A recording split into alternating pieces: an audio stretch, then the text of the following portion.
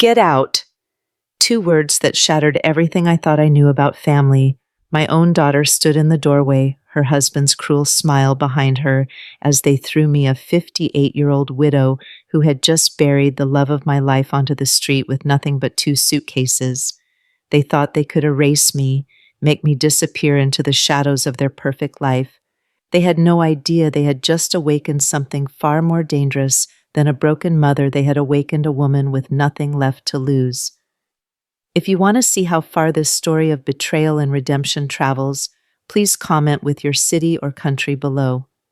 I read every single comment, and it helps me understand how these stories of resilience touch hearts around the world. Now let me take you back to where it all began, the night my world crumbled and the seeds of my transformation were planted. The rain was falling hard against the kitchen window that Tuesday evening in October, each drop like a tiny fist beating against the glass. I remember thinking how fitting it was. Nature itself seemed to be mourning alongside me. It had been exactly 3 months since I'd buried David, my husband of 32 years, and every day since felt like I was drowning in a grief so profound it had its own weight, its own gravity that pulled me down into darkness. I was standing at the stove stirring a pot of beef stew, David's favorite recipe, when I heard the front door slam. The sound echoed through the modest two-story home that Amanda and Chad had grudgingly allowed me to move into after David's funeral. I say grudgingly because that's exactly what it was. There had been no warm invitation, no "Mom, come stay with us while you figure things out." Instead, there had been a terse phone call from Amanda the day after we lowered David into the ground. "Margaret," she had said, using my first name instead of Mom, like she'd started doing after she married Chad. "We've talked about it, and you can stay in our guest room temporarily. But you need to understand this is just until you can find your own place." Temporarily. The word had stung then, and it stung even more now, as I realized that 3 months had somehow become an eternity in their eyes. "Margaret," Chad's voice boomed from the living room, sharp with irritation. "Where the hell is dinner? Some of us have been working all day." I winced at his tone. Chad Morrison was a man who believed the world owed him something, though I'd never quite figured out what. At 35, he was 5 years older than my Amanda, with the kind of aggressive masculinity that some women mistake for strength. He worked as a sales manager at a car dealership, came home every night complaining about his boss, his customers, his life, and had made it abundantly clear from day one that my presence in his house was an inconvenience he barely tolerated. "It's almost ready," I called back, my voice smaller than I intended. Over the past few months, I'd found myself shrinking in their presence, becoming quieter, less visible, as if I could somehow minimize the burden of my existence. I heard Amanda's lighter footsteps in the hallway, followed by the murmur of voices. My daughter had changed so much since marrying Chad 3 years ago. The bright, ambitious young woman who had graduated summa cum laude from college with a degree in marketing had slowly transformed into someone I barely recognized. She still had her father's gentle brown eyes and my stubborn chin, but there was a hardness to her now, a sharp edge that seemed to cut anyone who got too close, including me. "Mom." Amanda appeared in the doorway, and I felt that familiar flutter of hope whenever she used that word instead of my first name. "Chad and I need to talk to you after dinner." The wooden spoon in my hand trembled slightly. "About what, sweetheart?" She avoided my eyes instead, busying herself with getting plates from the cabinet. "We'll discuss it later. Let's just eat first." The dining room felt like a courtroom that night.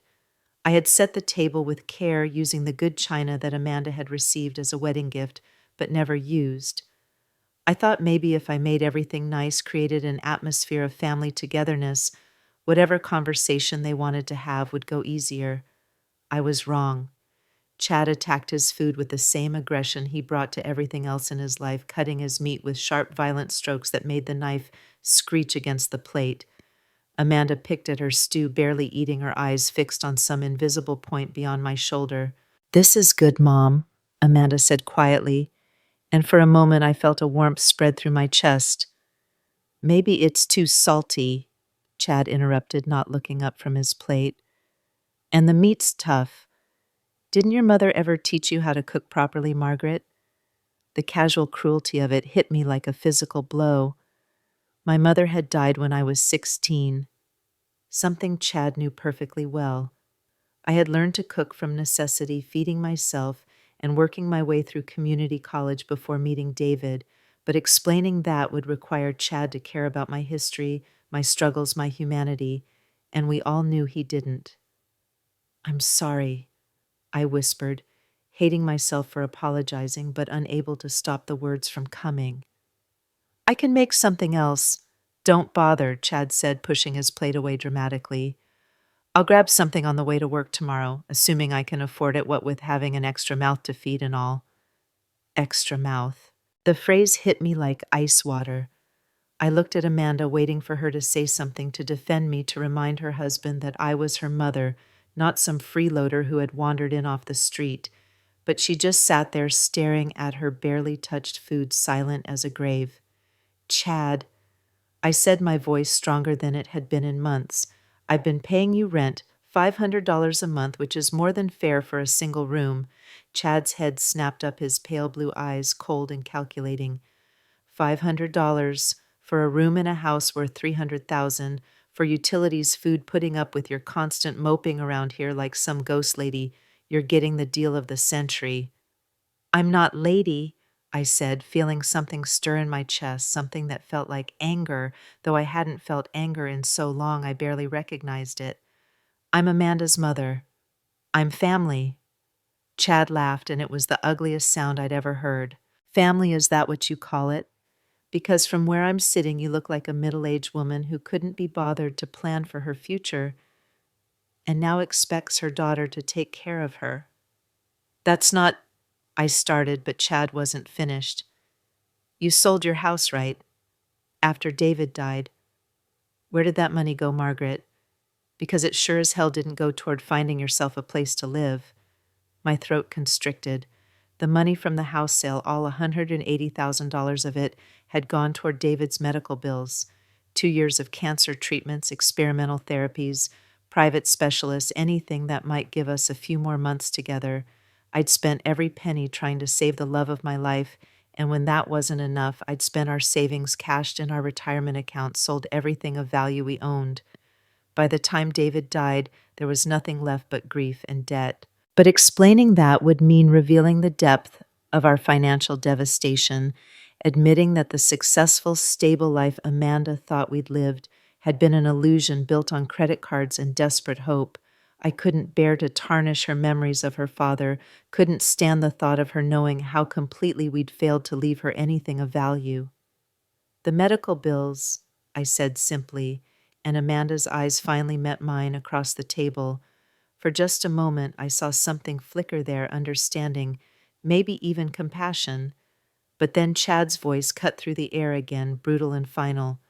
"So you're broke, completely broke, and you think that's our problem, so—" "Chad, please." Amanda spoke for the first time since we'd sat down, her voice barely above a whisper. "She's my mother." "She's a grown woman who made her choices," Chad shot back. "And those choices led her here to our table, eating our food, using our electricity, taking up space in our home. I'm not running a charity, Amanda. We've got our own future to think about. Our own future."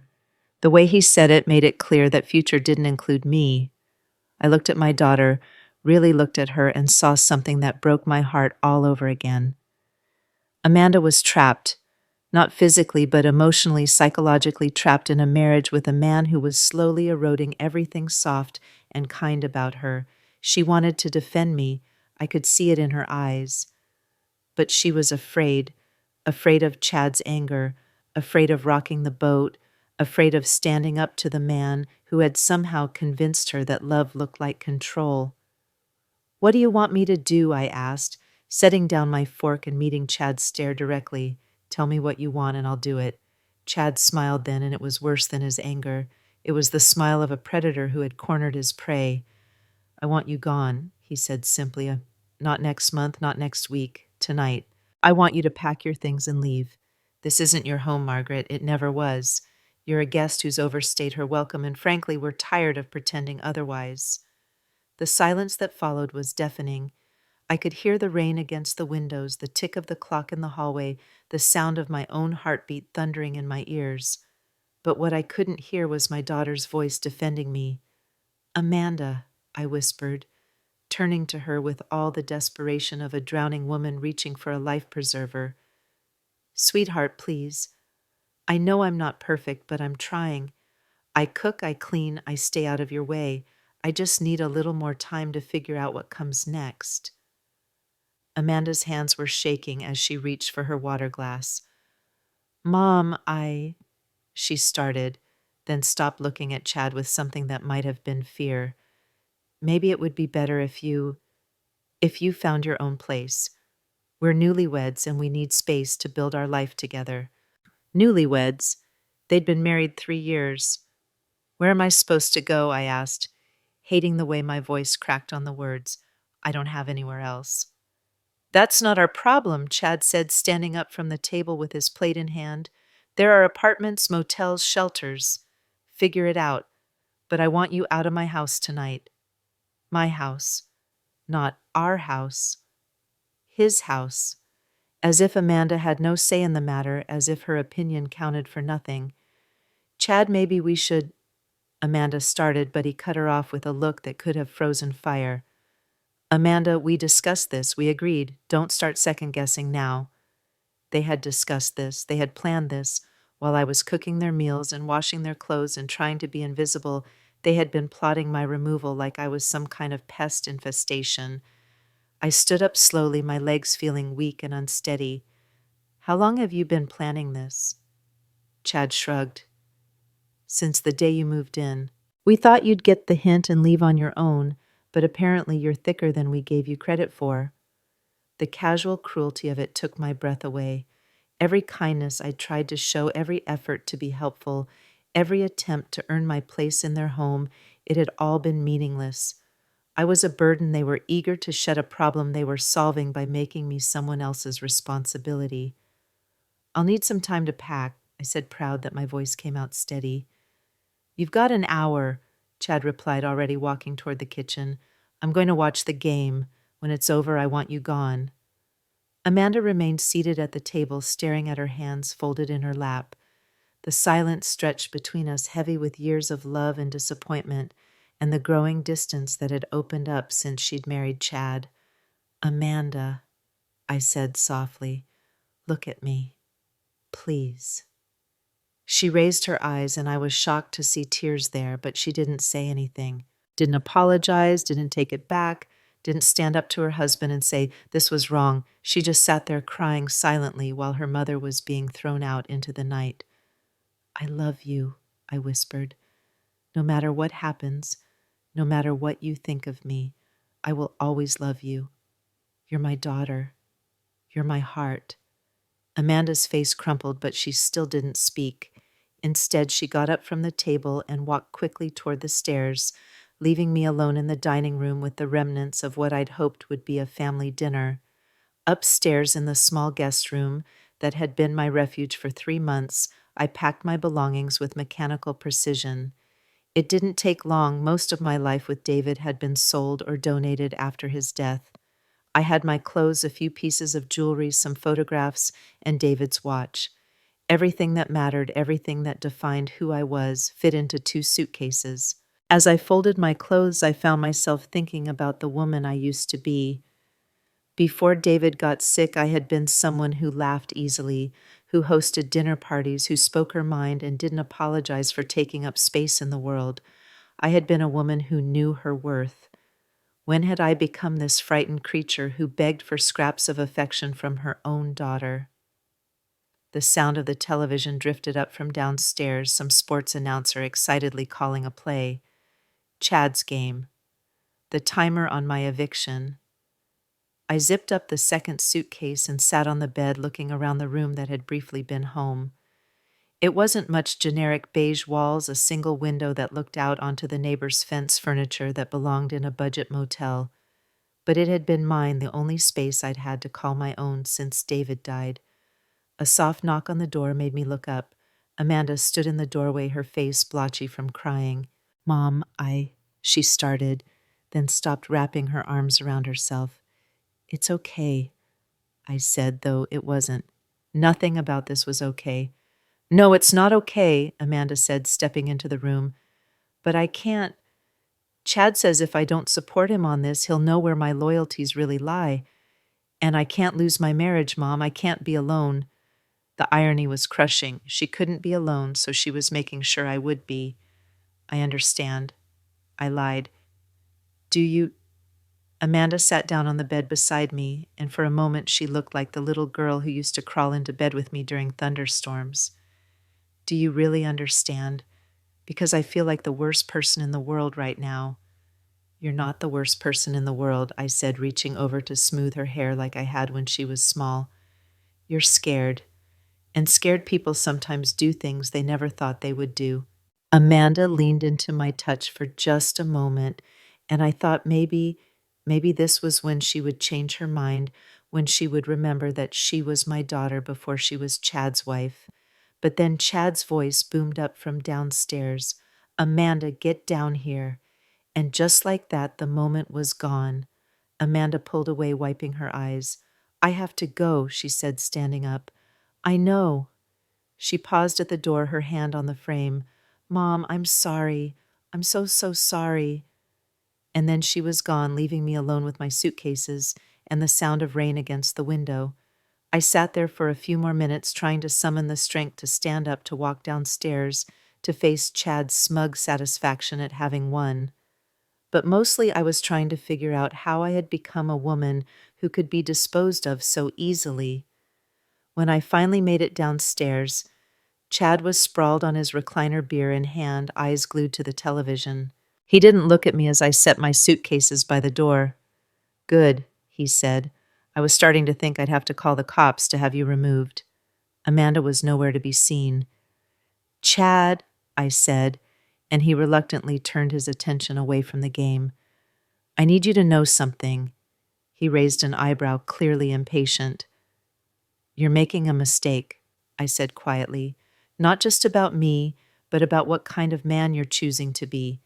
And someday when you've driven away everyone who ever cared about you, you're going to remember this moment.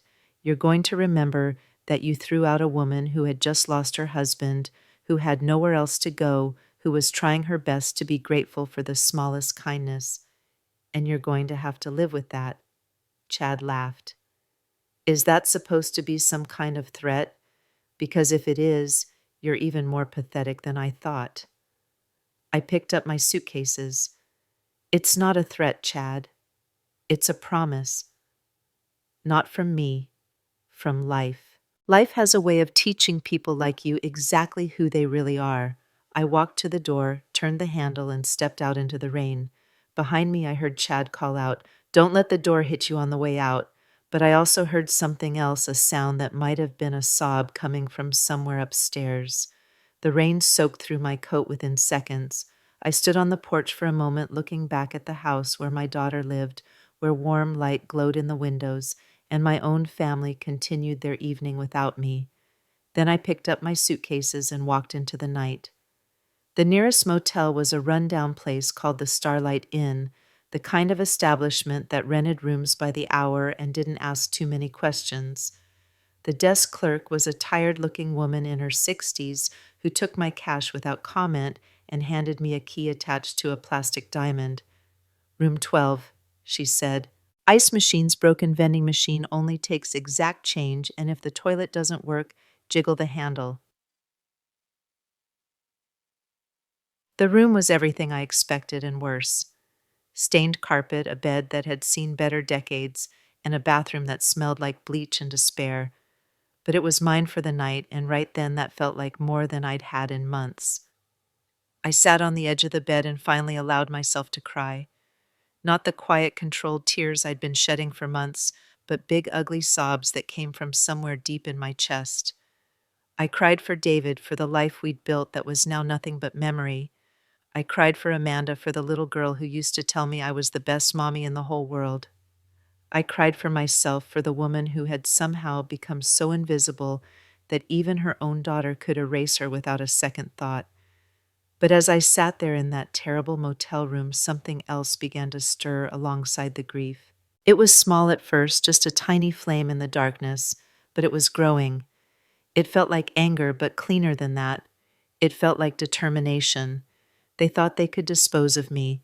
They thought I would disappear quietly, grateful for the time I'd been allowed to stay. They thought I was nothing more than an inconvenience, a problem solved by being pushed onto someone else. They had no idea who they were dealing with. I reached for the bedside phone and dialed information. Yes, I said when the operator answered. I need the number for legal aid services. It was time to stop being a victim of my circumstances and start being the author of my own story. It was time to find out exactly who Margaret Sterling really was. But first, I had some research to do. I opened the phone book that sat in the drawer of the nightstand and began looking for lawyers who specialized in estate law, because something had been nagging at me ever since my mother died 42 years ago. Something about the way the lawyer had hurried through the reading of her will, something about papers that seemed to be missing. I had always assumed my mother had nothing to leave me. She had been a hotel housekeeper, a single woman who worked hard and lived simply. But tonight, sitting in this motel room with my whole life in 2 suitcases, I found myself wondering if I had been wrong. Tomorrow I would start digging into my mother's past. Tonight I would plan. They wanted me gone. Fine. I was gone. But that didn't mean I was powerless. That didn't mean I was defeated. That didn't mean this story was over. In fact, as I sat there making notes on a piece of motel stationery, I realized this story was just beginning. The fluorescent light above my head flickered intermittently, casting harsh shadows across the yellowed pages of legal documents scattered on the motel room's small table. It had been 6 weeks since that rainy night when Chad threw me out, and I'd spent every waking moment of those weeks digging through 42 years of buried secrets. What I'd discovered would have brought me to my knees if I hadn't already been sitting on the floor of this godforsaken room, surrounded by boxes of files I'd retrieved from storage units and courthouse basements. My mother, Rose McKinnon, had been far more than a simple hotel housekeeper. The first breakthrough came when I found her safety deposit box. The bank had sent me a notice 3 weeks after I'd moved into the Starlight Inn. Apparently, they'd been trying to reach me for years about an unclaimed box that was about to go into state custody. The key had been hidden in the lining of my mother's jewelry box, which I'd kept all these years without really examining it closely. Inside that safety deposit box, I found documents that changed everything I thought I knew about my family, about myself, about the poverty I'd grown up believing was our legacy. My hands shook as I picked up the birth certificate that had started it all, not my birth certificate, but my mother's. Rose McKinnon hadn't been born Rose McKinnon at all. She'd been born Rose Sterling, and the father listed on that certificate was a name that made my blood run cold. Harold Sterling. Harold Sterling, the oil tycoon who'd built half of Texas and died in 1987, leaving behind an empire worth hundreds of millions of dollars. Harold Sterling, my grandfather. The phone rang, jolting me from my thoughts. It was James Crawford, the estate attorney I'd hired after discovering the truth about my heritage. His voice was tight with excitement when I answered. "Margaret, you need to sit down for this." "I'm already sitting, I said, looking around the motel room that had become my war room. "What did you find?" "But everything," he said. "The DNA test confirmed it. You are absolutely Harold Sterling's granddaughter. But that's just the beginning. Margaret, your mother, wasn't just his daughter. She was his legitimate heir." My heart stopped. "What do you mean?" "Harold Sterling had 3 children, 2 sons who died in a car accident in 1962 and 1 daughter, Rose. When she disappeared in 1958, he spent the rest of his life looking for her. He never remarried, never had other children. When he died, his will stated that his entire estate would go to Rose Sterling and her descendants. But the estate has been in trust for 38 years, Margaret, growing, compounding, waiting. The law firm that's been managing it has been taking their fees, but the principal has been earning interest this entire time." We're not talking about the original inheritance anymore. We're talking about what that inheritance became. I gripped the phone tighter. How much? $47 million. The words hit me like a physical blow. I actually dropped the phone, watching it clatter to the floor as the reality of what he'd just said sank in. $47 million. I was rich, not just comfortable, but genuinely wealthy. Wealthy enough to never worry about money again. Wealthy enough to buy a dozen houses. Wealthy enough to... I picked up the phone, my hands trembling. James, are you still there? I'm here. I know it's a lot to process. When can I access the money? We need to go through the proper legal channels, file the necessary paperwork with the court, but given the strength of the evidence we have, I'd say you could have access to your inheritance within 60 to 90 days, maybe sooner. After I hung up with James, I sat in that motel room for 3 hours staring at the wall and trying to comprehend how completely my life had just changed. 6 weeks ago, I'd been thrown out of my daughter's house like garbage. Now I was an heiress to one of Texas's greatest fortunes. But more than the money, more than the vindication, what struck me was the irony. All those years I'd spent apologizing for taking up space, making myself smaller, accepting scraps of affection from people who treated me like a burden, and all along I'd been the granddaughter of one of the most powerful men in Texas history. The next morning, I drove to the public library and spent 6 hours researching Harold Sterling. What I found painted a picture of a man who'd loved his daughter Rose deeply and never recovered from losing her. Article after article described his increasingly desperate search for her, the private investigators he'd hired, the rewards he'd offered. One interview from 1985 broke my heart. People asked me about my legacies, Harold had told a reporter. They want to know about the oil wells, the refineries, the business empire. But my only real legacy is out there somewhere, and I failed her. I failed my Rose. Rose. My mother. The woman who'd cleaned hotel rooms and pinched pennies and died believing she'd left me nothing of value. I found more pieces of the puzzle as I dug deeper. Rose had run away when she was 17, pregnant and unmarried, in an era when that was still scandalous even for rich families. Harold had tried to find her, but she'd disappeared, completely changing her name, hiding her identity. She'd kept that secret until the day she died, never telling me who we really were, never claiming what was rightfully ours. Why? The answer came in a letter I found tucked inside her diary, a letter she'd never sent to her father. Daddy, I know you're looking for me, and I know you think bringing me home will fix everything, but you can't fix what's broken in me. I made my choice when I chose love over your approval, and I have to live with the consequences. I won't come crawling back just because life is harder than I expected. I'll make my own way, and I'll raise my daughter to be strong enough to do the same. Maybe someday you'll understand. Maybe someday you'll be proud of who I became instead of disappointed in who I refused to be. My mother had been protecting her pride, her independence. She'd chosen dignity over comfort, principles over money. In a way, I understood. But God, what I could have done with that inheritance when David was sick, when we were drowning in medical bills, when I was selling everything we owned just to buy him a few more months. 3 days later, I stood in the lobby of one of Dallas's most prestigious law firms, wearing the only decent dress I owned and carrying a folder full of documents that proved I was worth more money than I'd ever dreamed of possessing. The receptionist, a young woman with perfectly styled blonde hair and a smile that didn't reach her eyes, looked me up and down with barely concealed disdain. I'm sorry, but Mr. Harrison is in meetings all day.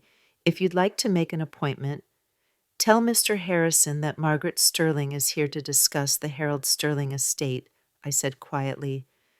Tell him I have DNA evidence and documentation proving my lineage. The change in her demeanor was instantaneous. The fake smile disappeared, replaced by genuine attention. Of course, Miss Sterling, please have a seat. I'll let him know you're here immediately.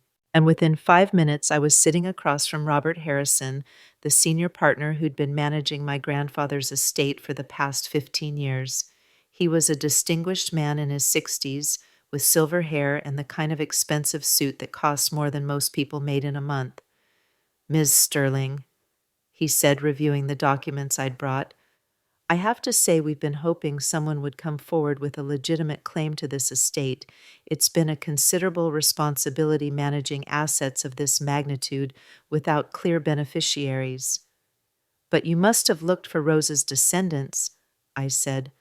"My grandfather spent years searching for her." Harrison nodded gravely. "Harold Sterling spent a fortune trying to find his daughter, but she disappeared, so completely changed her name so thoroughly that our investigators could never track her down. When Mr. Sterling died, he left specific instructions that the estate should be held in trust indefinitely, waiting for Rose or her children to come forward with proper documentation. And if they never came forward, after 50 years the estate would go to charity. We're still 13 years away from that deadline." We spent the next 2 hours going through the details of what I was about to inherit. It wasn't just money, there were properties, investments, oil rights, stock portfolios. The original inheritance had been worth about $12 million in 1987. Through careful management and the miracle of compound interest, it had grown to the 47 million James had mentioned. But there was one property that caught my attention immediately, a 12-unit apartment building in Amanda and Chad's neighborhood. According to the documents, my grandfather had purchased it in 1983 as an investment property. The current tenants were paying below market rent, and the building was being managed by a property management company that had been taking their fees but doing minimal maintenance. "This building's," I said, pointing to the address. "I want to take personal control of it." Harrison raised an eyebrow. "It's not the most profitable investment in your portfolio, Ms. Sterling. The rental income is modest and the building needs significant updates." "I'm not concerned about the profit margin," I said. "I have personal reasons for wanting to manage this property myself." 2 weeks later, I was no longer Margaret, the disposable mother living in a rundown motel. I was Margaret Sterling, property owner landlord, and the woman who now held the lease agreements for every apartment in the building where my daughter and her husband lived. I'd moved out of the Starlight Inn and into a furnished apartment across town, nothing fancy, just a clean one-bedroom place where I could think and plan without the smell of despair and disinfectant clouding my judgment. The first thing I did was have the property management companies send letters to all the tenants in my newly acquired building, informing them that there would be a change in management and that rent increases would be taking effect at the end of the month. For most tenants, the increase was modest, maybe $50 a month, just enough to bring the rents in line with current market rates. But for apartment 7B, the unit where Chad and Amanda lived, the increase was substantial. Their rent was going from $800 a month to $2,400 a month, exactly triple what they'd been paying. I wasn't proud of what I was doing, but I wasn't ashamed either. They'd thrown me out with nowhere to go, treating me like I was worthless, like I was nothing. Now they were going to learn what it felt like to be at someone else's mercy. The first angry phone call came 2 days after the letters were delivered. "This is insane." Chad's voice was sharp with outrage when I answered the phone at my new apartment. $2,400 for a 2-bedroom apartment that's worth maybe $1,200 on the open market. "This is highway robbery." "This is business," I replied calmly. "The rent has been artificially low for years. The new ownership is bringing it in line with comparable properties in the area." "New ownership? Who the hell bought this building? I want to talk to them directly." "You're talking to them now." There was silence on the other end of the line. I could practically hear Chad's brain working, trying to process what I'd just told him. "What did you say?" His voice was quieter now, uncertain. "I said you're talking to the new owner. This is Margaret Sterling, and I own your building now." "That's impossible." "You're broke. You were living in our guest room because you couldn't afford your own place." Things changed, Chad, sometimes very quickly. Another long silence. Then, "This is harassment. I'll sue you for harassment." "For charging market rent on my own property? Good luck with that. The lease clearly states that rent can be adjusted with 30 days' notice, which is exactly what you received." Amanda, I heard Chad yelling in the background. Amanda, get over here. You're not going to believe this. I could hear Amanda's voice faint and confused. Chad, what's wrong? Who are you talking to? Your crazy mother just bought our building. What, that's not? Mom. Amanda's voice was clearer now, like she'd taken the phone from Chad. Mom, what's going on? Chad says you bought the building. Hello, sweetheart, I said, and I was surprised by how calm I sounded. Yes, I purchased the building. It was a good investment opportunity. But how? Where did you get the money? That's not really your concern anymore, is it? You made it very clear that my financial situation was my problem to solve. Mom, this is crazy. You can't just triple our rent because you're angry with us. I'm not angry, Amanda. I'm simply running a business. If you don't like the terms of your lease, you're free to find housing elsewhere. I hear there are plenty of motels that rent by the week. The silence that followed was so complete I thought they might have hung up. Finally, Amanda spoke, her voice small and shaken. Mom, please. I know we hurt you, but this isn't right. We can't afford $2,400 a month. Then perhaps you should have thought about that before you threw me out in the rain with nowhere to go. We didn't throw you out. Chad had apparently taken the phone back. We asked you to find your own place like a normal adult. You gave me 1 hour to pack my belongings and get out of your house. You called me an extra mouth to feed. You treated me like garbage, Chad. And now you're upset that the garbage you threw away has turned out to be worth something. I could hear Chad breathing heavily on the other end of the line. When he spoke again, his voice had changed. It was the voice of someone who was beginning to realize they'd made a terrible mistake. Look, Margaret, maybe we can work something out. Maybe we were hasty. If you want to come back, we can discuss. Come back. I laughed, and it felt good to laugh at Chad Morrison for once. Come back to what? To being grateful for scraps, to apologizing for existing, to listening to you complain about having to feed me. No, thank you. I think I'll stay right where I am. So what this is revenge. This is business, Chad, just business. You taught me a valuable lesson about how the world really works. The person with the money makes the rules. The person who pays gets to decide who stays and who goes. Isn't that what you told me, that you weren't running a charity? This is different, and you know it. Is it how? Chad sputtered, searching for an answer that didn't exist. Finally he said, because we're family. No, I said quietly. You made it very clear that we're not family. You're tenants, and if you don't like the terms of your lease, you can move. I hung up the phone and sat back in my chair, feeling something I hadn't felt in months, powerful. For the first time since David died, I wasn't the one begging, pleading, apologizing for my existence. I wasn't the one who needed something from someone else. The next few weeks brought a parade of phone calls, each more desperate than the last. First from Chad trying to negotiate, then threatening legal action, then attempting to appeal to my better nature by having Amanda call.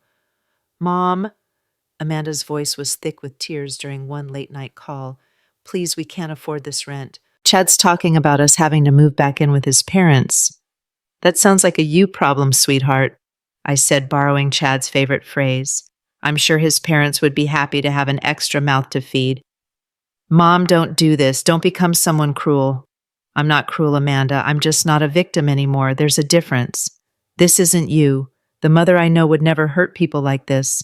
The mother you knew got thrown out in the rain by her own daughter. The mother you knew begged for scraps of affection and got called an inconvenience. That mother is gone, Amanda. You killed her the night you chose your husband's comfort over your mother's dignity. Amanda was crying openly now. I'm sorry. I'm so sorry. I know we were wrong. I know we hurt you, but please don't punish us like this. For a moment, I felt my resolve waver. This was my daughter, the little girl I'd rocked to sleep, the young woman I'd been so proud of. But then I remembered standing in the rain outside their house holding everything I owned in 2 suitcases, and the steel returned to my spine. You're not being punished, Amanda. You're just experiencing the natural consequences of your choices. I'm sure you'll figure something out. After all, you're a smart, capable woman. You should be able to solve your own problems.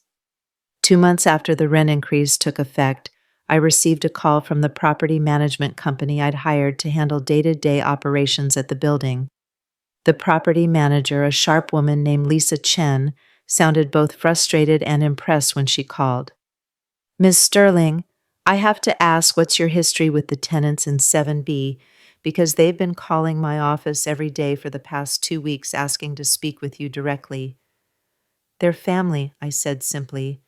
What kind of tenants have they been? Well, that's the interesting part. Up until the rent increase, they were model tenants. Quiet, paid on time, no complaints. But now Chad Morrison has been difficult. He's been harassing other tenants trying to organize some kind of rent strike. He's also been making threats. What kind of threats? Nothing specific enough to call the police about, but he's made it clear that he knows this rent increase is personal. He's been telling other tenants that you're unstable, that you're using the building to settle family scores. I sighed. And Amanda. How has she been? Mrs. Morrison has been much more reasonable. She actually came to the office last week and asked if there was any way to work out a payment plan. She seemed, I don't know how to put this professionally, defeated. Defeated. The word hit me harder than I'd expected. I'd wanted Chad to face consequences for his cruelty, but breaking Amanda's spirit had never been the goal. Lisa, I want you to do something for me. Send a letter to all the tenants explaining that the rent increase for most units was simply bringing them to market rate, but make it clear that Unit 7B's increase was substantial due to unique circumstances. You want me to single them out. I want the other tenants to know that their rent increases were standard business practices, not personal vendettas. Let them draw their own conclusions about 7B. 3 weeks later, I was grocery shopping at the supermarket when I saw her. Amanda was standing in the cereal aisle staring at the prices with the kind of intensity reserved for life-changing decisions. She looked thinner than when I'd last seen her, and there were dark circles under her eyes that spoke of sleepless nights and constant worry. I almost turned and walked away. Almost. But something in the way she was standing, shoulders hunched, defeated, reminded me of myself during those terrible last months with David, when every dollar mattered and every purchase required careful calculation. Amanda, I said softly. She turned and her face went through a series of emotions so quickly I could barely track them: surprise, hope, fear, resignation. Mom. Her voice was barely above a whisper. We stood there in the cereal aisle, two women who had once been the center of each other's worlds, now separated by months of pain and pride and choices that couldn't be undone. How are you? I asked, and immediately regretted the question. She looked terrible. We're managing, she said, but her voice cracked on the words. Chad got a second job. I'm looking for work too. What about your marketing degree? Amanda's laugh was bitter. Apparently, a 3-year gap in employment makes you unemployable in marketing. I'm applying for retail positions, restaurant jobs, anything that will hire me. I wanted to ask why there was a 3-year gap, but I already knew the answer. Chad hadn't wanted his wife working. He'd wanted her home dependent on him, under his control. Amanda? I started, but she cut me off. Mom, please. If you're going to gloat, just do it quickly so I can finish shopping and go home. I wasn't going to gloat. Then what? What do you want from me? What did I want? Revenge and apology. For time to reverse itself so I could go back to being the mother who trusted her daughter to choose love over cruelty. I want to understand, I said finally. I want to understand how the little girl who used to tell me I was her best friend grew up to be a woman who could watch her husband throw me out in the rain without saying a word. Amanda's face crumpled. Right there in the cereal aisle, surrounded by colorful boxes and cheerful cartoon characters, my daughter started crying like her heart was breaking. I don't know, she sobbed. I don't know who I became. I don't know how I let him convince me that you were the problem, that you were some kind of burden we had to get rid of. I don't know how I sat there and let him talk to you like that. People were starting to stare. I moved closer to Amanda, not quite touching her, but close enough that she could feel my presence. I was so afraid. She continued, her voice thick with tears. Afraid that if I stood up to Chad, if I chose you over him, he'd leave me. And I couldn't be alone, Mom. I couldn't be like you after Dad died all by myself with nowhere to go. So you made sure I would be alone instead. Amanda nodded miserably. I'm the worst daughter in the world. You're not the worst daughter in the world, I said, echoing the words I'd spoken to her that last night. You're scared, and scared people sometimes do things they never thought they would do. I've lost him anyway, Amanda whispered. The stress of the rent, the money problems, working 2 jobs, Chad's become someone I don't recognize. He's angry all the time, blames me for everything. He says it's my fault because I'm the one with the crazy mother who bought the building just to torture us. Is that what you think? That I bought the building just to torture you? Amanda wiped her eyes with the back of her hand. Didn't you? I considered lying, giving her some sanitized version of events that would make me look better. But I was tired of lies, tired of pretending to be someone smaller and kinder than I really was. Yes, I said. At first, yes. I bought it because I wanted Chad to know what it felt like to be powerless. I wanted him to understand what it was like to be at someone else's mercy. And now I'm not sure what I want anymore.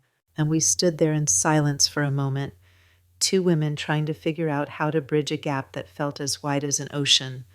Mom, Amanda said finally, the money, where did it come from? So I told her. Right there in the grocery store, surrounded by other shoppers, going about their mundane Saturday errands, I told my daughter about Rose Sterling, about Harold Sterling, about the inheritance that had been waiting for our family for 38 years. I told her about the woman she'd thrown away who turned out to be an heiress. Amanda listened without interrupting, her face growing paler with each revelation. $47 million, she whispered when I finished. $47 million. And you found all this out after that night, 3 weeks after. Amanda leaned against the grocery cart looking like she might faint. Oh God, oh my God, what have we done? You made the choices you thought were right at the time, I said, based on the information you had. We threw out an heiress. You threw out your mother. The money doesn't change what happened that night, Amanda. It doesn't change the fact that when push came to shove, you chose your husband's comfort over your mother's welfare. Amanda was quiet for a long moment, processing everything I'd told her. Finally, she looked up at me with eyes that reminded me of the little girl she used to be. What happens now? She asked. I don't know, I admitted. I honestly don't know. Are you going to keep the rent at $2,400? I looked at my daughter, really looked at her. She was 28 years old, but the stress and fear had aged her. She looked fragile, breakable, like a woman who'd been slowly disappearing into someone else's shadow. Are you still with Chad? I asked. For now. We can't afford to live separately, and I don't have anywhere else to go. The irony was crushing. Here was Amanda trapped in the same position I'd been in, financially dependent, emotionally exhausted, with nowhere to turn for help. Amanda, I said carefully, if you needed somewhere to go, if you wanted to leave, Chad, would you? I don't know. Maybe. Probably. But I burned my bridges with you, Mom. I don't deserve your help. That's not what I asked. Amanda met my eyes. Yes, if I had somewhere safe to go, somewhere I could start over, I would leave him. But I can't support myself, and I can't ask you to help me after what I did. I thought about the scared young woman standing in front of me, trapped in a marriage with a man who was slowly eroding everything good about her. I thought about the choices she'd made out of fear and desperation. I thought about the mother I used to be before grief and betrayal had turned me into someone harder. The rent stays at $2,400, I said, and watched Amanda's face fall, but only for as long as Chad is living there.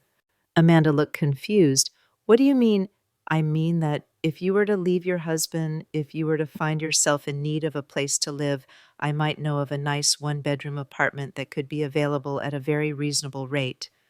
Hope flickered in Amanda's eyes, fragile and uncertain. You would do that after everything. I would consider it, I said. If you can prove to me that you understand the difference between being afraid and being cruel, if you can show me that you remember who you used to be before you let someone else's fear become your own. And Chad made his choice when he decided I was disposable. He can live with the consequences of that choice for as long as he wants to stay married to you. But the moment you're ready to choose yourself over his comfort, that's the moment everything changes. Amanda was crying again, but these tears looked different, less desperate, more hopeful. I need time, she said, to figure out how to leave, to find a job, to get strong enough to start over. Take all the time you need, I said. But Amanda, don't take so long that you forget who you really are underneath all that fear. I left her there in the cereal aisle, still crying, but standing a little straighter than when I'd found her. As I walked toward the checkout, I realized something had shifted inside me. The anger was still there, but it was no longer the driving force. Something else was taking its place, something that felt like the woman I used to be before grief made me small. The woman who believed that people could change, that love could survive even the worst betrayals, that sometimes the strongest thing you can do is give someone a chance to prove they're better than their worst moment. I had $47 million and the power to destroy the people who had hurt me. But maybe, just maybe, I had something even more valuable, the power to help them save themselves. The question was whether they would be brave enough to let me. The call came at 3:17 in the morning, 2 weeks after my encounter with Amanda in the grocery store. I fumbled for my phone in the darkness of my apartment, my heart immediately racing with the kind of panic that comes with middle-of-the-night phone calls. Nothing good ever happened at 3 in the morning. Mom. Amanda's voice was barely recognizable through what sounded like tears and terror. Mom, I need help. I was instantly awake, sitting up in bed with the phone pressed to my ear. Amanda, what's wrong? Where are you? I'm in my car outside the hospital. Chad lost it tonight. Completely lost it. My blood went cold. Are you hurt? Do you need me to call an ambulance? No, I'm okay. Mostly okay. But Mom, I can't go back there. I can't go back to that apartment. I'm scared of what he'll do if I go back. Where's Chad now? I don't know. After the police left, he just disappeared. He took his car and drove off somewhere. But he'll come back, and when he does, her voice broke completely.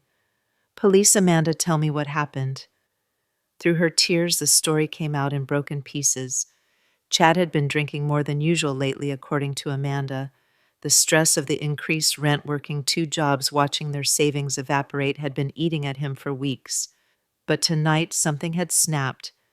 It started when Amanda mentioned that she'd gotten a call back for a job interview at a local marketing firm.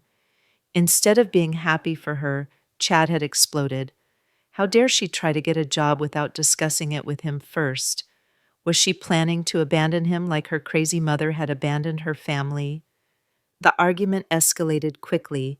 Chad accused Amanda of being in contact with me, of plotting behind his back, of choosing her mother over her husband. When Amanda tried to deny it, tried to explain that she just wanted to help with their financial situation, Chad had grabbed her by the shoulders and shaken her. He's never put his hands on me before, Amanda whispered into the phone. Never. But tonight the look in his eyes, Mom, I think he would have really hurt me if Mrs. Patterson next door hadn't called the police about the noise. Mrs. Patterson. I remembered her, a sweet elderly woman who lived in apartment 7A and always kept her small dog on a leash in the hallway. She'd been one of the tenants I'd specifically made sure didn't get a dramatic rent increase. What did the police say? They took a report, asked if I wanted to press charges. Chad calmed down when they showed up, turned on all that charm he uses with strangers, told them it was just a marital disagreement that got a little loud. The officers couldn't see any visible injuries on me, so they just told us to keep it down and left. But you left anyway. I waited until Chad went to take a shower, then I grabbed some clothes and my purse and ran. Mom, I've never been so scared in my life. It was like he was someone else entirely, someone dangerous. I was already getting out of bed, reaching for clothes. Where are you exactly? Which hospital? St. Mary's on Elm Street. But Mom, I don't want you to come here. It's too dangerous if Chad comes back and sees your car. Amanda listened to me very carefully. I want you to drive to the Marriott downtown, not the one on the highway, the one downtown on 5th Street. Go to the front desk and tell them you're checking in under the name Margaret Sterling. I'll call ahead and have them put the room on my credit card. Can you do that? Mom, I can't let you pay for. Can you do that, Amanda? Yes. Good. Once you're safely in that room, call me back. We're going to figure this out. What about Chad? What if he reports the car stolen or something? I paused in pulling on my jeans. I hadn't thought about that. Is the car in both your names? No, it's in Chad's name. Everything is in Chad's name. Of course it was. Another way to maintain control to make sure Amanda couldn't leave, even if she wanted to. Then we'll deal with that tomorrow. Tonight you just need to be somewhere safe. After Amanda hung up, I sat on the edge of my bed for several minutes processing what had just happened. My daughter had finally seen Chad for who he really was, not the charming man who'd swept her off her feet, but the controlling, potentially violent man who'd been slowly eroding her independence for 3 years. And when push came to shove, when she needed help, she'd called me. I should have felt vindicated. I should have felt like this was proof that I'd been right about Chad all along. Instead, all I felt was a bone-deep sadness for the woman Amanda had become and a fierce protectiveness that reminded me of when she was small and the world seemed full of things that could hurt her. My phone rang again 45 minutes later. I'm in the room, Amanda said, and her voice was steadier now. Mom, this place is beautiful and expensive. You don't need to. Yes, I do need to. Amanda, I want you to get some rest. Tomorrow we're going to sit down and figure out what comes next. But tonight you're safe, and that's all that matters. I keep thinking about what you said in the grocery store, about choosing myself over his comfort. I think tonight was the moment I finally understood what you meant. What do you want to do, sweetheart? There was a long pause. When Amanda spoke again, her voice was different, stronger, more like the young woman I remembered from before Chad. I want to leave him. I want to get divorced. I want my life back. Life. Then that's what we'll do. You're my daughter, Amanda. When you need help, you call me. When you're in trouble, I show up. That's how this works. I heard Amanda start to cry again, but these tears sounded different from the panicked ones earlier. These sounded like relief. The next morning, I arrived at the Marriott with coffee bagels and a legal pad full of notes I'd made after staying up the rest of the night researching divorce law in Texas. Amanda looked better than she had in months, tired but alert. There was a light in her eyes that I hadn't seen since before she married Chad. I've been thinking, she said as we sat in the hotel's restaurant, about everything that's happened, about the choices I made. Mom, I owe you an apology that's bigger than words can express. Amanda. No, let me say this. I need to say this. She took a deep breath. I threw away the most important relationship in my life because I was scared of being alone. I let a man convince me that my mother, the woman who raised me, who loved me unconditionally, who sacrificed everything for my father and me, was somehow a burden. I sat there and watched him humiliate you, and I said nothing. She reached across the table and took my hand. I chose a man who isolated me from my friends, who didn't want me to work, who made me believe that I couldn't survive without him. And when you needed me most, when you'd just lost Dad and had nowhere else to turn, I abandoned you. I am so, so sorry. I squeezed her hand. I know you are. Do you forgive me? The question hung between us like a bridge across a chasm. Did I forgive her? Could I forgive her? The hurt was still there, probably always would be. But looking at my daughter, really looking at her for the first time in months, I saw something I recognize. I saw myself at 28, making choices out of fear, trying to hold on to security, even when that security was slowly destroying me. I forgive you, I said and meant it. But more importantly, Amanda, you need to forgive yourself. We can't change what happened. We can only decide what happens next. What happens next is I get my life back, Amanda said with more determination than I'd heard from her in years, starting with getting out of that apartment and away from Chad. About the apartment, I said carefully. I meant what I said about the one bedroom being available at a reasonable rate. Mom, I can't let you. You're not letting me do anything. I'm offering. There's a difference. I pulled out a folder I'd brought with me. I've been doing some research. If you file for divorce in Texas, you can request temporary spousal support while the proceedings are ongoing. Given that Chad has been the primary breadwinner and has actively discouraged you from working, you have a good case. Amanda stared at the papers I'd spread out on the table. You did all this research for me. I did all this research for us. Amanda, I want you to understand something. I don't need you to be grateful. I don't need you to spend the rest of your life making up for what happened. I need you to be strong enough to make better choices going forward. I want to be. I want to be the daughter you raised, not this scared woman I've become. You're still the daughter I raised, I said. She's just been hiding under a lot of fear and bad decisions. We spent the next 3 hours making plans. Amanda would stay at the hotel for the rest of the week while I had the one-bedroom apartment in my building prepared for her. I would hire her a divorce attorney, a good one, someone who wouldn't be intimidated by Chad's threats or manipulations. We would retrieve her belongings from the apartment she shared with Chad, but only with police escort to ensure her safety. What about Chad? Amanda asked as we were getting ready to leave. What about the rent on the two-bedroom? I'd been thinking about that all morning.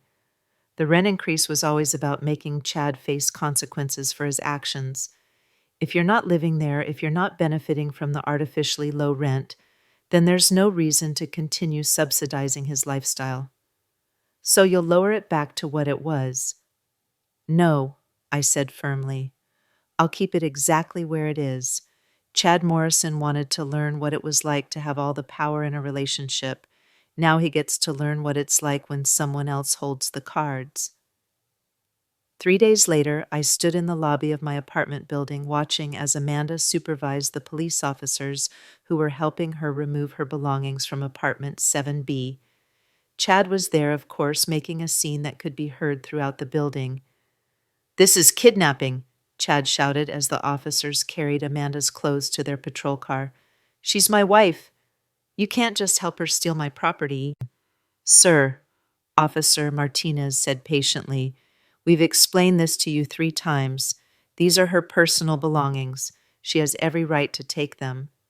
"What about the marriage vows? What about, for better or worse, you're helping her abandon her family?" I almost laughed at the irony. Chad talking about family loyalty to the same police officers who'd responded to a domestic violence call 3 days earlier. Amanda emerged from the elevator carrying a box of books, her face set in determined lines. She looked different, stronger, more like herself. When she saw me, she managed a small smile. "Almost done," she said. "Just a few more boxes." Chad noticed me for the first time, and his face went purple with rage. "You!" he snarled, starting toward me. "This is all your fault. You poisoned her against me." Officer Martinez stepped between us immediately. "Sir, I'm going to need you to step back and calm down." Calm down. My wife is leaving me because of this crazy woman's manipulation, and you want me to calm down. Your wife is leaving you because you put your hands on her, I said quietly, because you tried to control every aspect of her life, because you're more concerned with being right than being loving. I never hurt her. One little argument, and suddenly I'm some kind of monster. Chad. Amanda's voice cut through his ranting like a knife. You grabbed me. You shook me. You scared me so badly that I ran from our home in the middle of the night. You're being dramatic. You're letting your mother fill your head with... No, Amanda interrupted. I'm finally thinking for myself for the first time in 3 years. I'm finally making decisions based on what I want instead of what you want. Chad's face crumpled, and for a moment he looked genuinely hurt rather than angry. Amanda, please. We can work this out. We can go to counseling. I'll change. The plea in his voice almost made me feel sorry for him. Almost.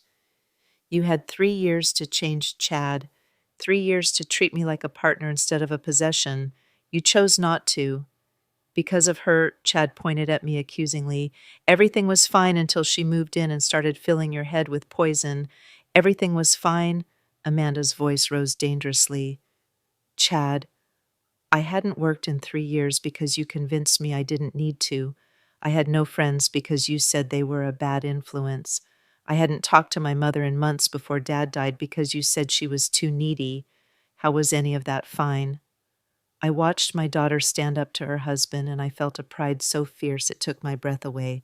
This was the Amanda I remembered, the one who didn't back down from a fight, who spoke her mind even when it was difficult. Mrs. Morrison, Officer Martinez interjected gently, do you have everything you need? Amanda looked around the hallway one last time, then nodded. Yes, I have everything that matters. As the police officers escorted Amanda and her belongings out of the building, Chad turned his fury on me. You think you've won something here, he snarled. You think destroying my marriage makes you some kind of hero. I didn't destroy your marriage, Chad. You did that all by yourself. With your manipulation, with your money, you bought this building just to hurt us. You're right, I said calmly. I did buy this building to hurt you, but not Amanda, just you. And you know what? I'm not sorry. Chad's eyes widened. He'd probably expected me to deny it, to pretend my motives were purely business-related. You want to know why I'm not sorry? I continued. Because you needed to learn what it felt like to be powerless. You needed to understand what it was like to be at someone else's mercy. You treated me like garbage, Chad. You threw me out of your home like I was nothing. Because you were nothing. You were a broke, pathetic woman who couldn't take care of herself, and now I'm a rich, powerful woman who can destroy your life with a phone call. Funny how quickly things can change. The color drained from Chad's face as the implications of what I'd said sank in. What do you mean? I smiled, and I could see my reflection in the lobby's mirror behind Chad.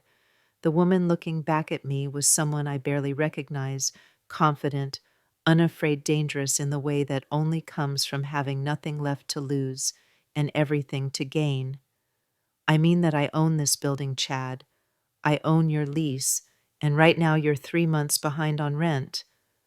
That's impossible. You've been paying $800 a month. Your rent is $2,400 a month.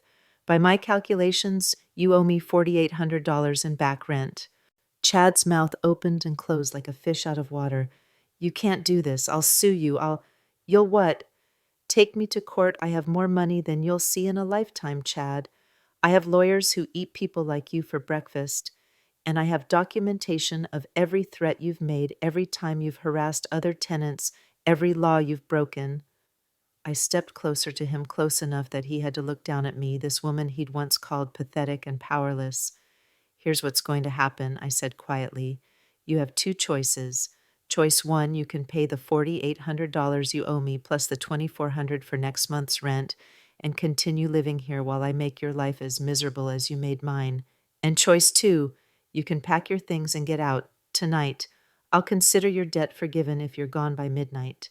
Chad stared at me for a long moment, and I could see him calculating, trying to figure out if I was bluffing. I wasn't. You really think money makes you better than me? He said finally. No, Chad. I think treating people with basic human decency makes me better than you. The money just gives me the power to do something about it. He started to say something else, but I held up a hand to stop him. Before you make your decision, there's something else you should know. I've been documenting everything, every threatening phone call, every attempt to harass other tenants, every violation of your lease agreement. If you choose to stay and fight me on this, I will make it my personal mission to ensure that everyone in this city knows exactly who Chad Morrison really is. You're threatening me. I'm making you a promise. You taught me that the person with the money makes the rules. You taught me that when you have power, you can dispose of people who inconvenience you. Congratulations, Chad. I learned your lessons well. Chad stood there for another minute, his hands clenched into fists at his sides, his face a mask of impotent rage. Finally, he turned and walked back toward the elevators. This isn't over, he called back over his shoulder. Yes, I said quietly. It is. I didn't wait to see if Chad would choose to leave or stay. Instead, I drove across town to my apartment building's sister property, a small, well-maintained complex I'd also inherited from my grandfather's estate. Amanda was there unpacking boxes in a bright one-bedroom apartment with hardwood floors and a view of the park across the street. How did it go? She asked when she saw me. It's handled. Amanda looked up from the box of books she was unpacking. What does that mean? I told her about my conversation with Chad about the ultimatum I'd given him. Amanda listened without interrupting her expression, growing more thoughtful with each detail. Mom, she said when I finished, are you okay? You sound different. Harder. I am different. Harder. The woman who got thrown out in the rain 6 months ago was soft, accommodating, afraid of conflict. That woman is gone. But you're still my mother. Yes, I'm still your mother, and that means I will protect you from anyone who tries to hurt you, including your husband. Amanda sat down on her new couch, a piece I'd had delivered that morning along with the other basics she'd need to start over. I don't know if I like this version of you. Her words stung more than I'd expected. What do you mean? I mean, I'm grateful for everything you're doing for me. I'm grateful that you're helping me leave Chad, that you're giving me a place to live, that you're making it possible for me to start over. But Mom, the way you talk to Chad, the way you're using your money as a weapon, it scares me.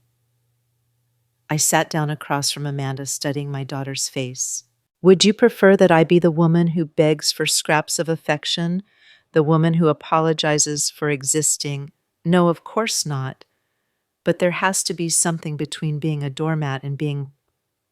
She trailed off. Being what? Being cruel. The word hung between us like an accusation. Cruel. Was that what I'd become? Amanda, let me ask you something. When Chad threw me out in the rain, was he being cruel? Yes. When he called me an extra mouth to feed, was he being cruel? Yes. When he convinced you that I was a burden that I didn't deserve, basic compassion from my own daughter, was he being cruel?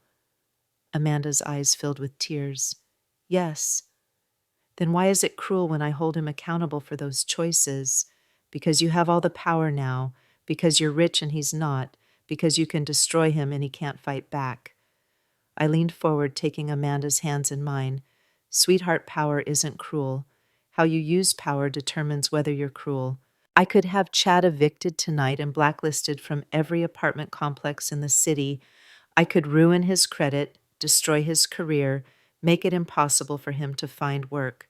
That would be cruel. So what's the difference? The difference is that I'm giving him choices. I'm letting him face the natural consequences of his actions. Chad wanted all the power in our relationship, wanted to be the one who decided who stayed and who went. Now he gets to experience what it's like when someone else has that power. Amanda was quiet for a long moment, processing what I'd said.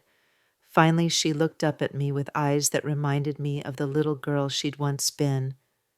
I'm proud of you, Mom. For what? For not staying broken, for fighting back, for showing me that it's possible to survive something that feels like it's going to kill you. She squeezed my hands. I just don't want you to lose yourself in the process. I'm not losing myself, Amanda. I'm finding myself. The real me, not the version that was shaped by grief and desperation. And who is the real you? I thought about it for a moment, looking around the apartment where my daughter was starting her new life. The real me is someone who protects the people she loves, someone who doesn't apologize for taking up space in the world, Someone who understands that kindness without strength is just enabling, and strength without kindness is just cruelty. Amanda smiled, the first real smile I'd seen from her in months. I like that version of you. Good, I said, standing up to help her continue unpacking. Because she's not going anywhere. As we worked together to set up Amanda's new home, my phone rang. The caller ID showed the name of the property management company that handled my building. Ms. Sterling, this is Lisa Chen. I wanted to let you know that Chad Morrison moved out tonight. He left the keys at the front desk with a note saying he was breaking his lease. And I felt a satisfaction so profound it was almost physical. Did he leave a forwarding address? No. He also left the apartment in pretty rough condition, holes in the walls, damaged fixtures, probably several $1,000s worth of damage. Document everything, I said. Send me a full report with photographs. After I hung up, Amanda looked at me with curiosity. Chad left. Chad left. How do you feel about that? I considered the question. How did I feel? Victorious, satisfied, complete?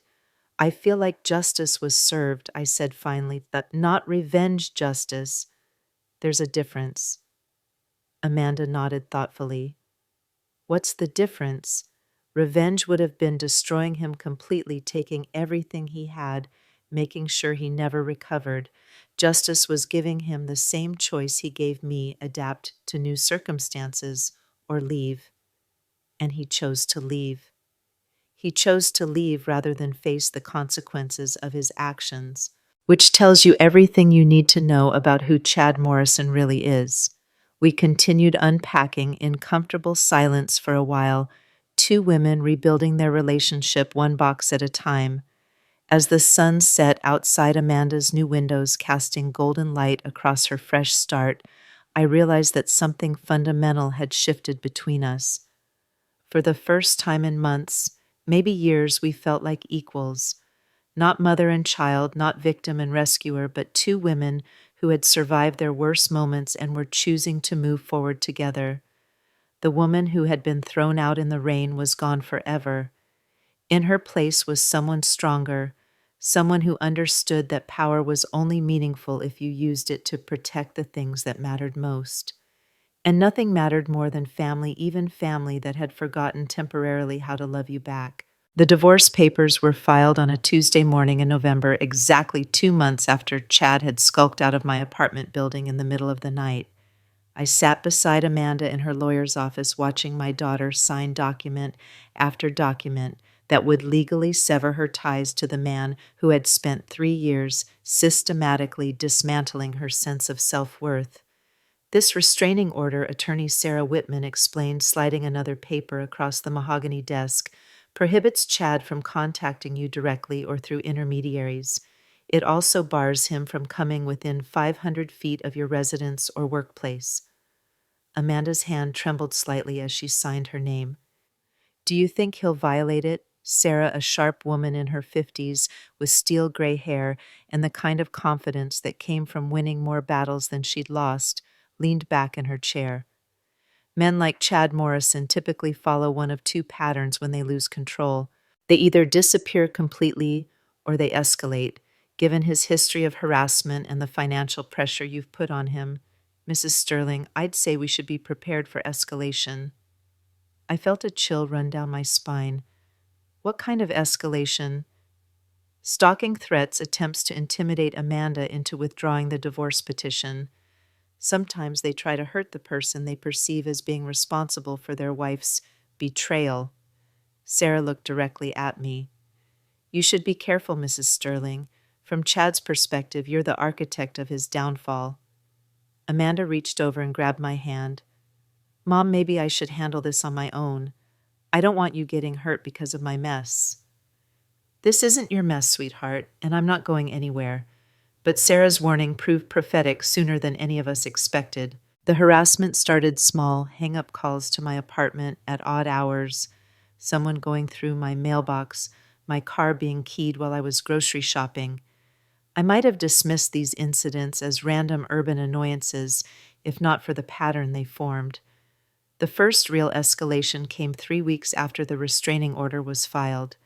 I was leaving Amanda's apartment after helping her hang pictures on the walls of her new home when I noticed a familiar figure sitting in a beat-up Honda Civic across the street.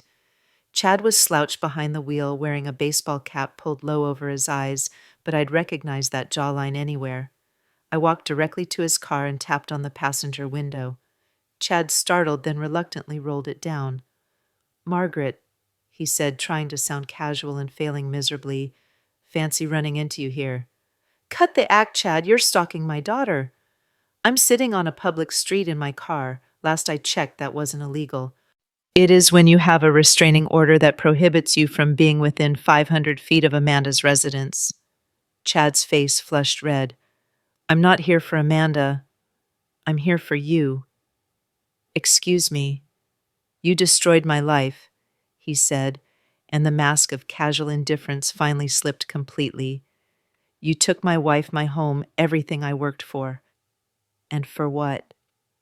"Because you couldn't handle being told to find your own place like a grown-up." I looked at this man who had once seemed so powerful to me, who had made me feel small and worthless with just a few cutting words.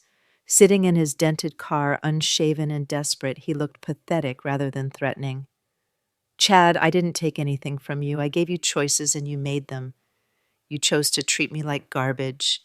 You chose to control and manipulate Amanda.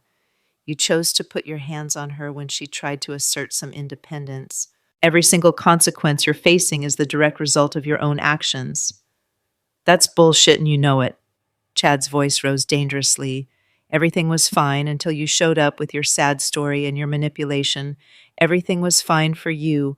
Amanda was isolated, financially dependent, emotionally beaten down. That's not fine, Chad. That's abuse." "I never abused anyone." "You isolated her from her friends. You discouraged her from working. You made her believe she couldn't survive without you. That's emotional abuse, and it's exactly what you were doing to me the night you threw me out." Chad's eyes were wild now, darting between me and Amanda's apartment building. "Where is she?" "I know she's up there. I want to talk to her." "She doesn't want to talk to you. That's what the restraining order means. She's my wife. She's your soon-to-be ex-wife, and if you don't leave right now, I'm calling the police." Chad laughed, and it was an ugly sound. "Go ahead. Call them. See if they care about some rich lady's paranoia." I pulled out my phone and dialed 911, never breaking eye contact with Chad. When the dispatcher answered, I spoke clearly and calmly. "I need to report a violation of a restraining order. The subject is currently parked outside the protected person's residence." Chad's bravado evaporated instantly. "Margaret, wait. Don't—" But I was already giving the dispatcher the address and Chad's license plate number. Within minutes, I could hear sirens in the distance. "You bitch," Chad snarled, starting his car. "This isn't over." "Yes," I said, stepping back from his car. "It is." Chad peeled out his tires, screeching against the asphalt just as the police cruiser turned the corner. I flagged down the officers and gave them a full report, including the license plate number and direction Chad had been heading when he fled. Officer Martinez, the same policeman who had helped Amanda remove her belongings from Chad's apartment, took down my statement with professional efficiency. "Mrs. Sterling, I have to ask, has Mr. Morrison made any specific threats toward you or your daughter?" "Not in so many words," I admitted. "But his behavior is escalating. The hang-up calls, the stalking, the violation of the restraining order, it feels like he's building up to something. I understand your concern. We'll patrol this area more frequently, and I'm going to recommend that you both consider varying your routines. Don't go to the same places at the same times every day. If you see him again, call us immediately." After the police left, I went upstairs to Amanda's apartment. She was standing at the window, still shaking from watching the confrontation from above. "Mom, this is getting dangerous. What if Chad does something crazy? Then we'll handle it," I said, trying to sound more confident than I felt. "Amanda, I need you to promise me something. If you see Chad anywhere at work, at the grocery store, anywhere, you call me immediately. Don't try to handle it yourself." "What if he hurts you?" I looked at my daughter, this young woman who was finally finding her strength after years of being systematically weakened. Sweetheart, I've been through the worst thing that can happen to a person. I lost the love of my life. I lost my home. I lost my sense of worth. I survived all that. I can survive Chad Morrison. But privately, I was beginning to understand what Sarah Whitman had meant about escalation. Chad wasn't just angry about the divorce or the money. He was losing his identity as the powerful one, the one who made the rules. And dangerous things happened when men like Chad felt their power slipping away. The next escalation came in the form of a phone call to my apartment at 2 in the morning, 3 days after the restraining order violation. I answered without thinking, expecting it to be Amanda with another emergency. Margaret Sterling. Chad's voice was slurred, probably from drinking. The woman who thinks she can play God with other people's lives. Chad, you're violating the restraining order by calling me. I'm recording this conversation and I'm reporting it to the police. Go ahead, report it, see if I care. You know what your problem is, Margaret. You think money makes you untouchable. You think you can destroy people's lives and there won't be any consequences. The only life I destroyed was the fantasy where you got to control and abuse women without facing any consequences. Abuse. Chad's laugh was bitter. I gave Amanda everything, a home security love, and you poisoned her against me. I gave her something you never did, Chad. I gave her a choice. You gave her money, that's all. You bought her loyalty.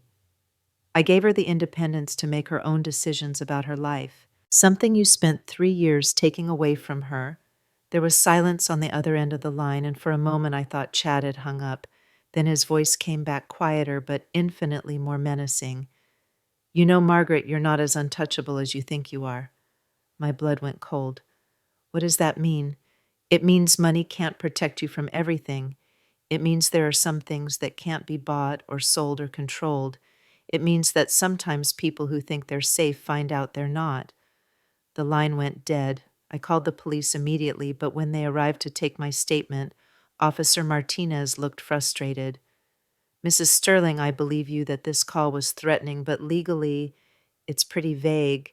He didn't make a specific threat of violence against you or your daughter. He said I wasn't as untouchable as I thought I was, that money couldn't protect me from everything. How is that not a threat? It's implied threat, but it's not specific enough for us to arrest him. What we can do is document this incident and use it to build a pattern of harassment when we eventually get him on something more concrete. Eventually, the word hung in the air like a sword, eventually implied that things would have to get worse before they got better. I hired private security the next day, 2 discreet bodyguards who would take turns watching my apartment building and following me when I went out. It felt like overkill, but Sarah Whitman had been right about escalation, and I wasn't taking any chances. The security proved to be a wise investment. Within a week, my bodyguard Marcus reported that someone had been asking questions about me around the neighborhood, specifically asking about my routines, where I went when I was home alone. Boss, Marcus said during one of our daily check-ins, this isn't random harassment anymore. Someone's conducting surveillance on you, professional level stuff. You think Chad hired someone? Either that or he's getting help from someone who knows what they're doing. Either way, we need to be extra careful. The breaking point came on a rainy Thursday evening in December, almost exactly 2 months after Chad's initial restraining order violation. I was leaving Amanda's apartment after helping her practice for a job interview. She'd finally landed a position at a marketing firm, her first real job in 3 years, when Marcus grabbed my arm as we approached my car. Don't move, he said quietly. Someone's been at your car. I looked at my vehicle and didn't see anything obviously wrong. What do you mean? The hood's been popped recently and there are fresh footprints in the mud around the driver's side. Marcus pulled out his phone and called the police, then carefully approached my car with a flashlight. What he found under the hood made my blood run cold. The brake lines had been cut. Jesus, Officer Martinez said when he arrived on scene. If you'd driven this car, Mrs. Sterling, you could have been killed. The implications hit me like a physical blow. This wasn't harassment anymore. This wasn't intimidation or empty threats. This was attempted murder. We need to bring Chad Morrison in for questioning, I said, my voice shaking with a combination of fear and fury. We will. Officer Martinez assured me. But Mrs. Sterling, you need to understand this level of escalation suggests that Mr. Morrison may be past the point of rational thinking. You and your daughter need to consider leaving town until we can locate and arrest him. I'm not running from Chad Morrison. Mom, Amanda's voice was small and scared. She'd come downstairs when she saw the police cars. Maybe we should listen to the officer. Maybe we should go somewhere Chad can't find us.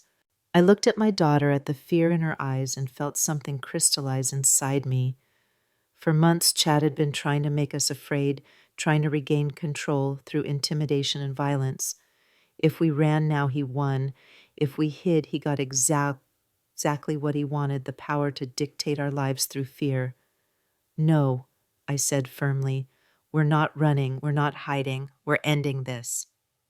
Mrs. Sterling, Officer Martinez said carefully. I understand that you want to take a stand, but this man just tried to kill you. This isn't about pride anymore. You're right. It's not about pride. It's about the fact that Chad Morrison has spent his entire adult life learning that he can control women through fear and intimidation. Every time a woman backs down, every time someone runs away from his threats, he gets stronger. I'm not giving him that victory. Marcus stepped forward. Boss, I respect what you're trying to do, but the officer's right. This guy's escalated to attempted murder. We're in uncharted territory here. Then we chart it, I said. Marcus, I want you to increase security around both Amanda and me. I want surveillance cameras installed at both our apartments. I want Chad Morrison to understand that he's fighting someone with resources he can't imagine. And if he tries something else, something more direct, I thought about the woman I'd been 6 months ago begging for a place to sleep in my daughter's guest room. I thought about the woman I'd become, someone who owned property and had lawyers and could protect the people she loved. Then he'll learn that some women fight back harder when you try to destroy them. The manhunt for Chad Morrison began the next morning. The police issued a bolo beyond the lookout alert for his vehicle, and his picture was distributed to every law enforcement agency in the state. Sarah Whitman expedited the divorce proceedings, citing the attempted murder as grounds for an emergency dissolution of the marriage. But Chad had disappeared completely. His second job, his friends, his family, no one had seen or heard from him since the night he'd called to threaten me. It was as if he'd vanished into thin air. Men like Chad don't just disappear, Sarah said during an emergency meeting at her office. They go underground, wait for the heat to die down, then resurface when they think they have an advantage. So what do we do in the meantime? Amanda asked. We live our lives, I said.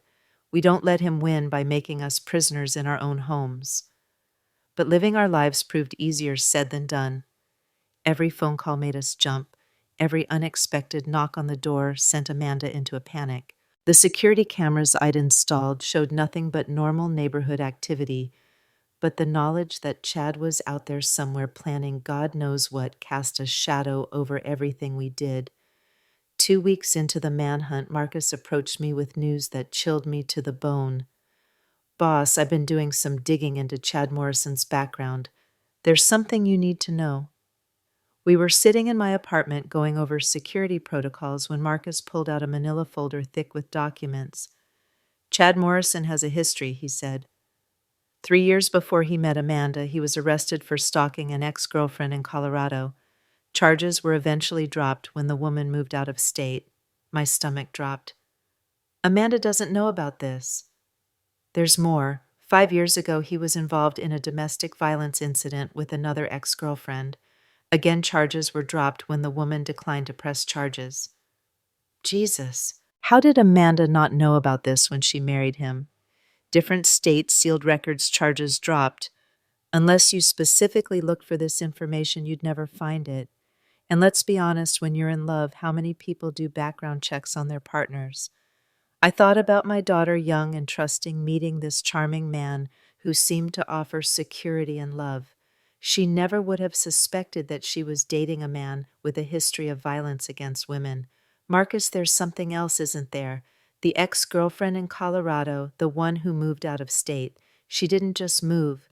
She disappeared, completely, new identity, new life, the works. Because she was afraid of Chad. Because Chad escalated to the point where disappearing was her only option for survival. The implications of what Marcus was telling me sank in slowly. Chad Morrison wasn't just an angry ex-husband lashing out because his comfortable life had been disrupted. He was a predator with a pattern of escalating violence against women who dared to leave him. "We need to tell Amanda," I said. "We need to tell the police," Marcus countered. "This changes everything. This isn't domestic harassment anymore. This is a serial stalker with a history of making women disappear."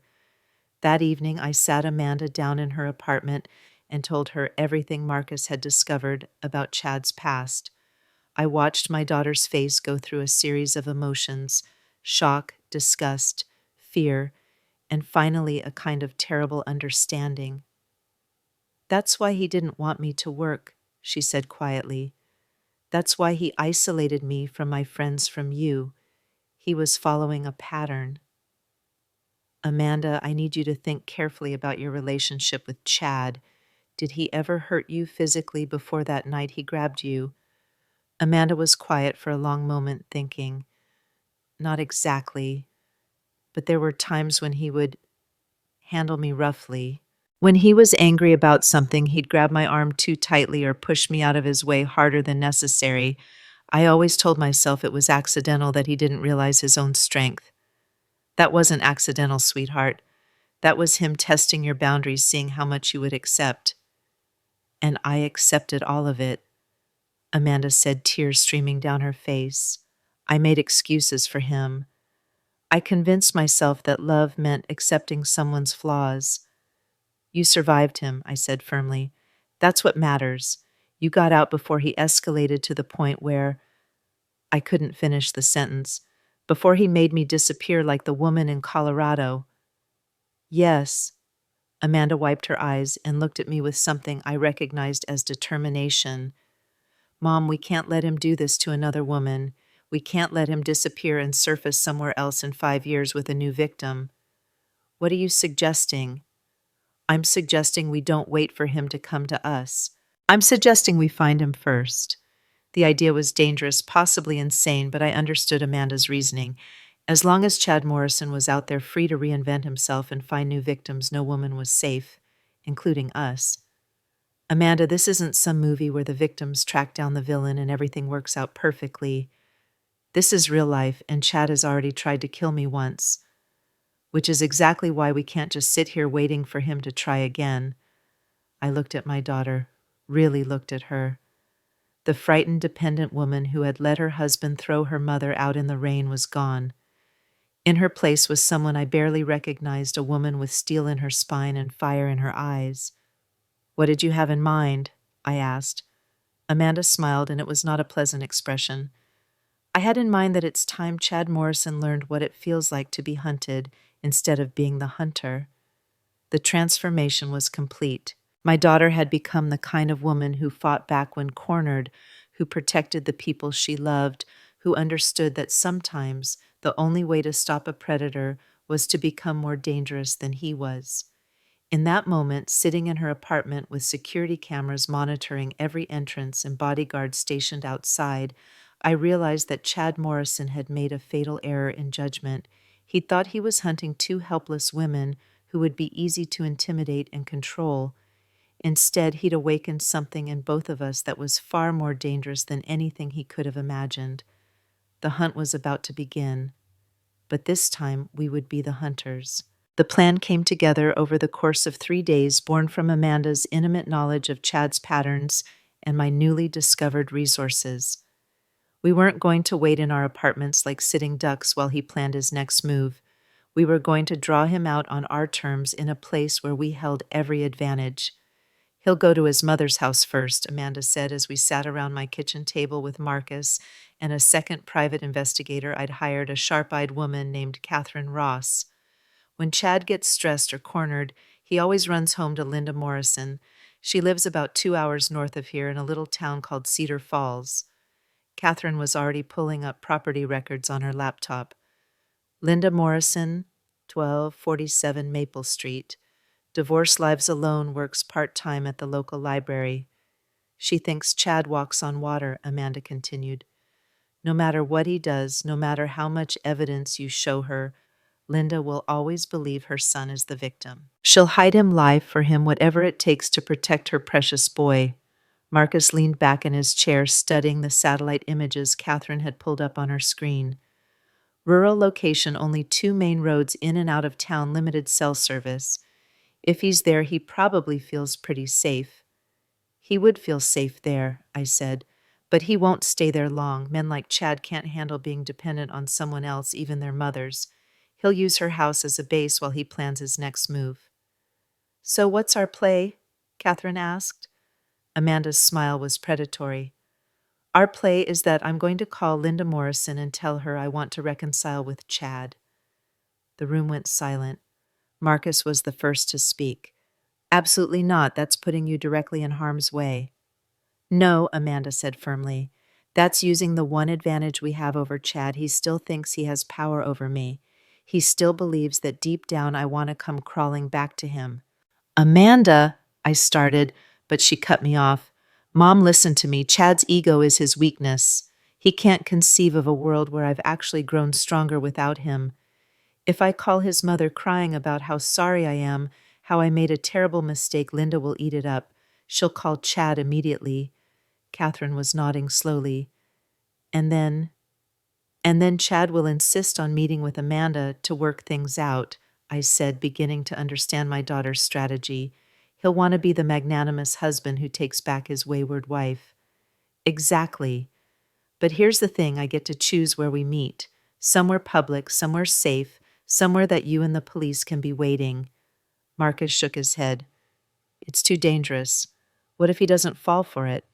What if he suspects a trap? Then we're no worse off than we are now, Amanda replied. But if he does fall for it, we end this once and for all. I studied my daughter's face, looking for any sign of doubt or fear. What I saw instead was the same determination that had carried me through the darkest months after David's death, the same steel that had allowed me to transform from victim to victor. There's one more thing we need to consider, I said slowly. If we do this, if we draw Chad out and the police arrest him, it has to stick. We can't give him another opportunity to disappear and reinvent himself somewhere else. Catherine leaned forward. What are you thinking? I'm thinking we need more than just the attempted murder charge. We need evidence that connects him to his pattern of behavior, something that will keep him in prison long enough that he can never threaten another woman. Like what?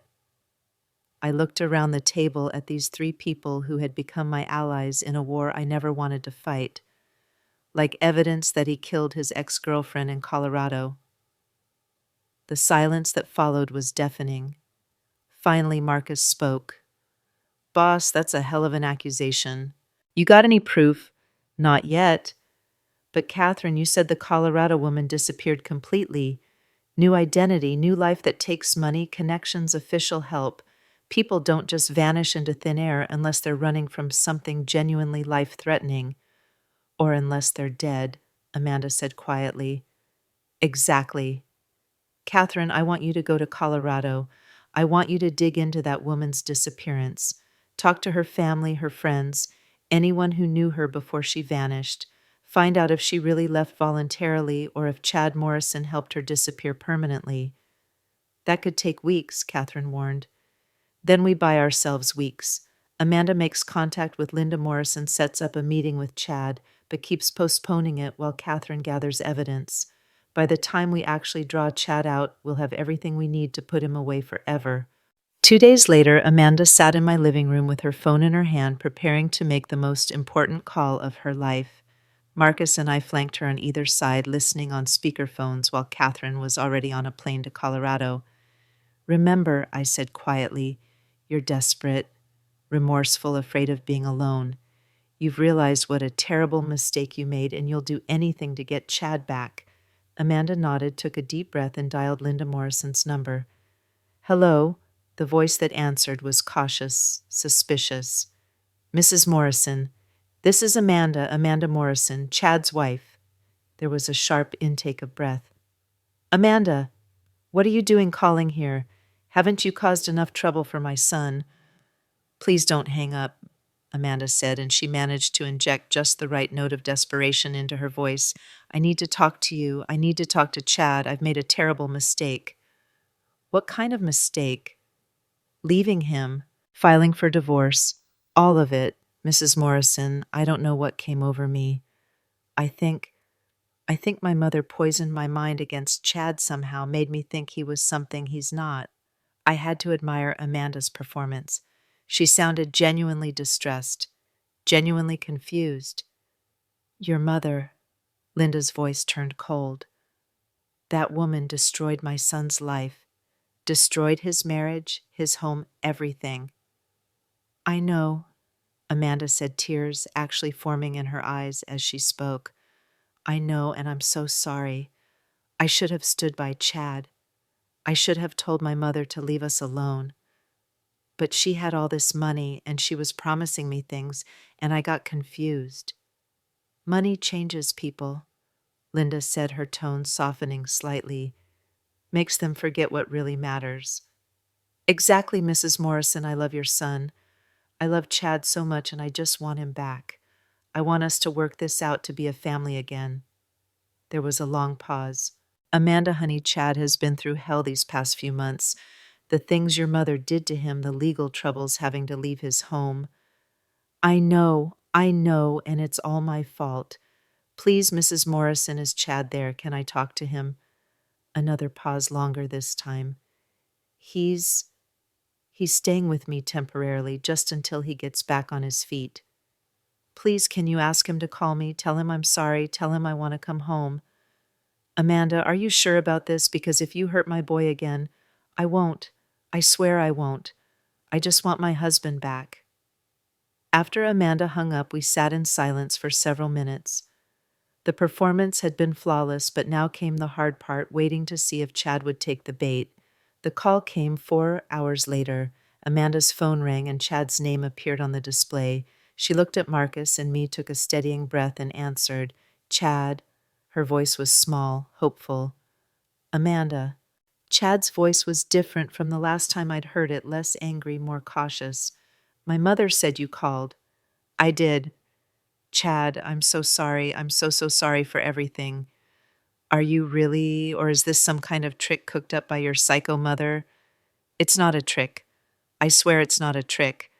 Chad, I haven't talked to my mother in weeks. I told her I didn't want her money, didn't want her help, didn't want anything to do with her. And the divorce. I want to withdraw it. I want to come home. I want us to be together again. There was silence on Chad's end, and I could practically hear him calculating, trying to figure out if this was real or some elaborate trap. Chad. Amanda's voice cracked with what sounded like genuine emotion. Please say something. Please tell me it's not too late. Where are you living now? In that apartment my mother got me, but I hate it. I hate being alone. I hate sleeping in a bed without you. I miss you so much. What about the restraining order? I'll withdraw that too. Chad, I was scared and confused, and my mother was filling my head with all these lies about you being dangerous. But you're not dangerous. You're my husband and you love me. I do love you, Amanda.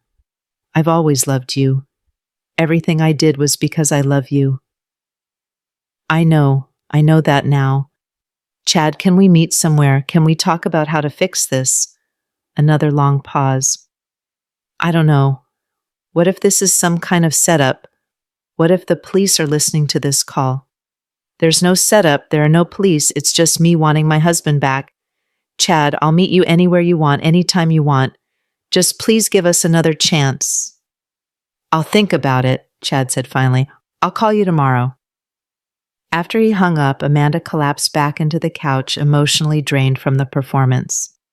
You were incredible, Marcus said. If I didn't know better, I'd believe you really wanted him back. Part of me did want him back, Amanda admitted quietly. Not the real Chad, but the version of him I fell in love with, the man I thought I was marrying. It's easier to pretend that version was real than to accept that I wasted 3 years of my life on someone who never existed.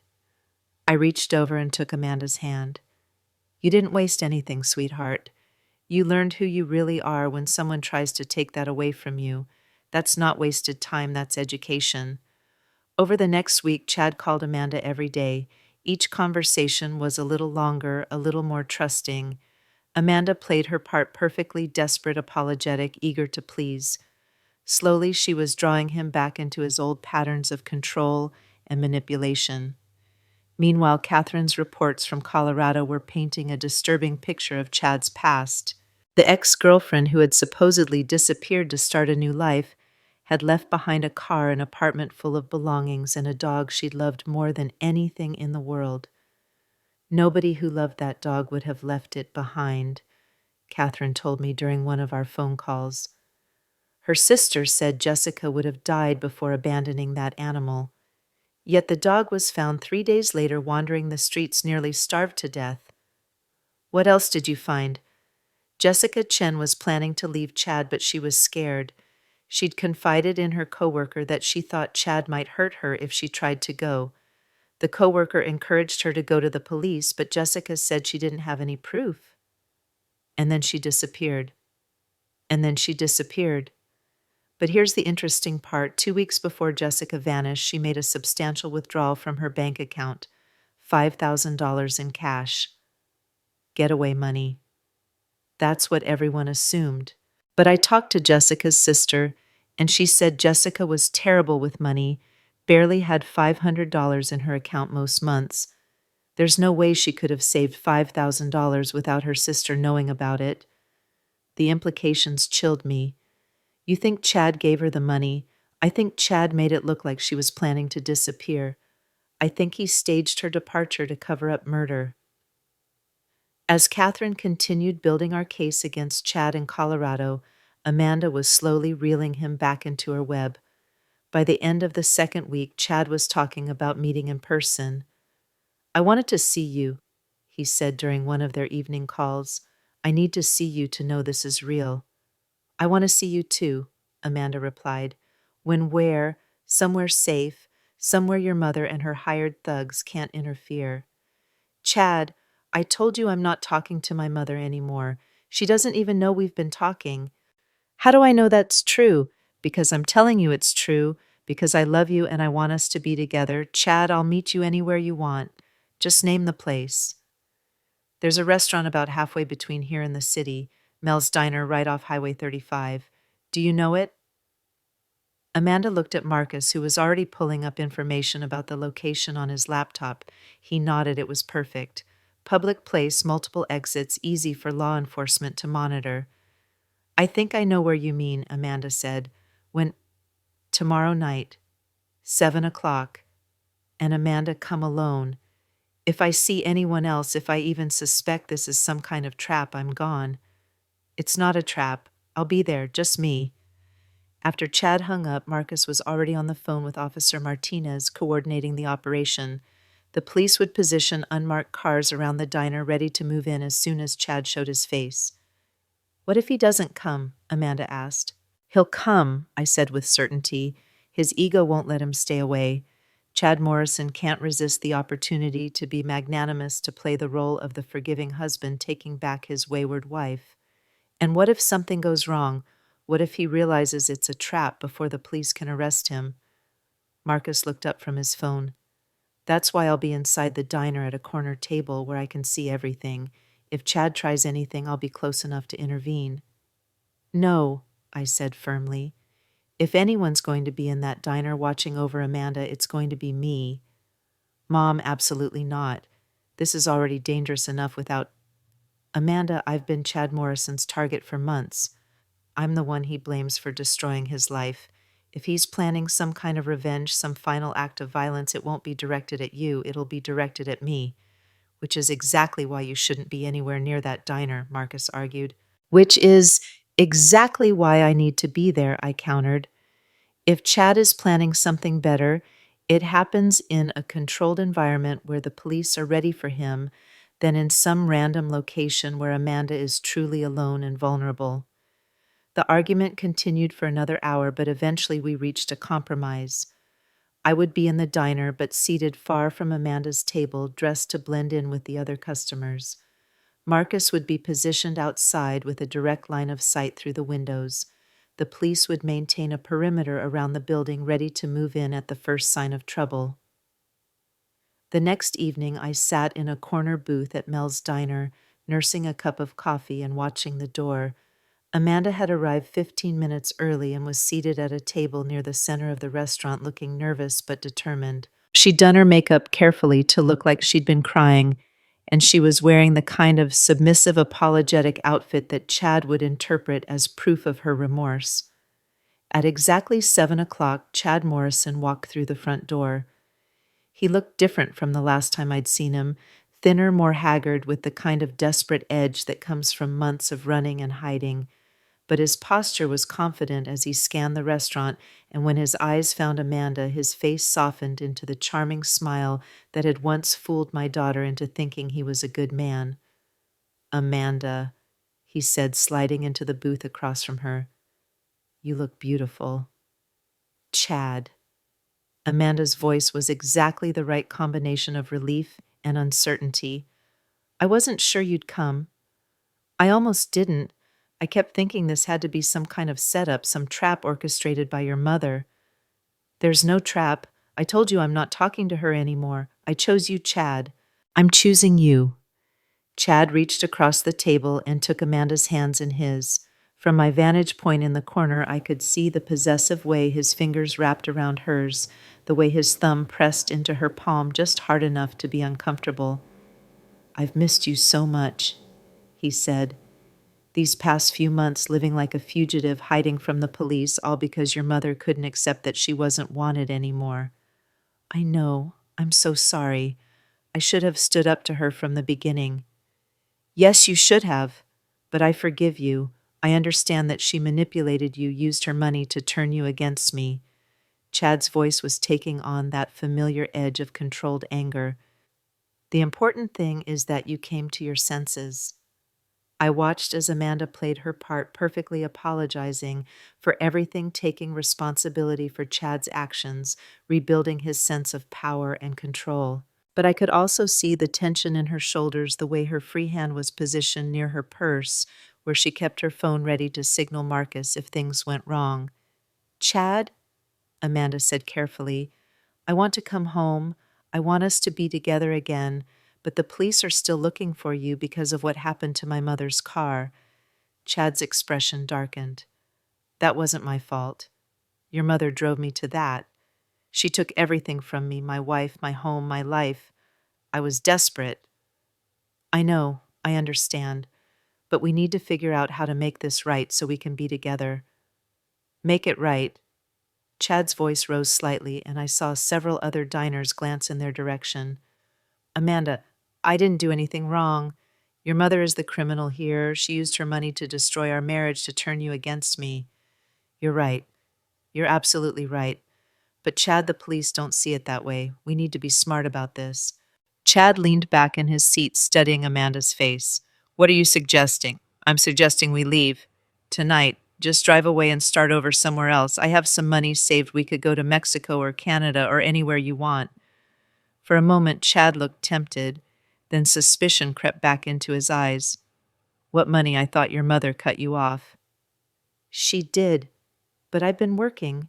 I've saved up a few $1,000s. "A few $1,000s, Amanda.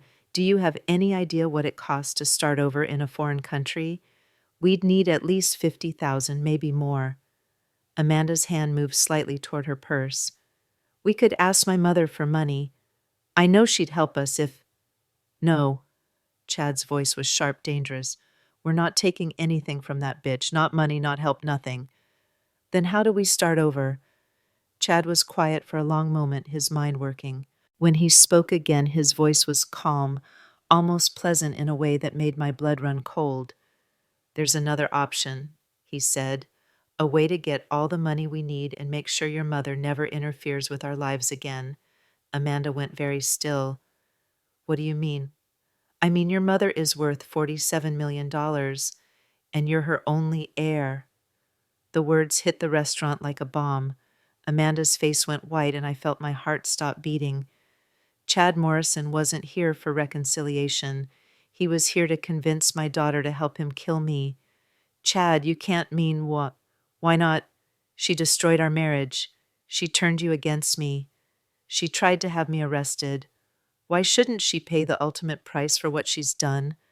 Amanda was shaking now, but she managed to keep her voice steady. Because it's wrong.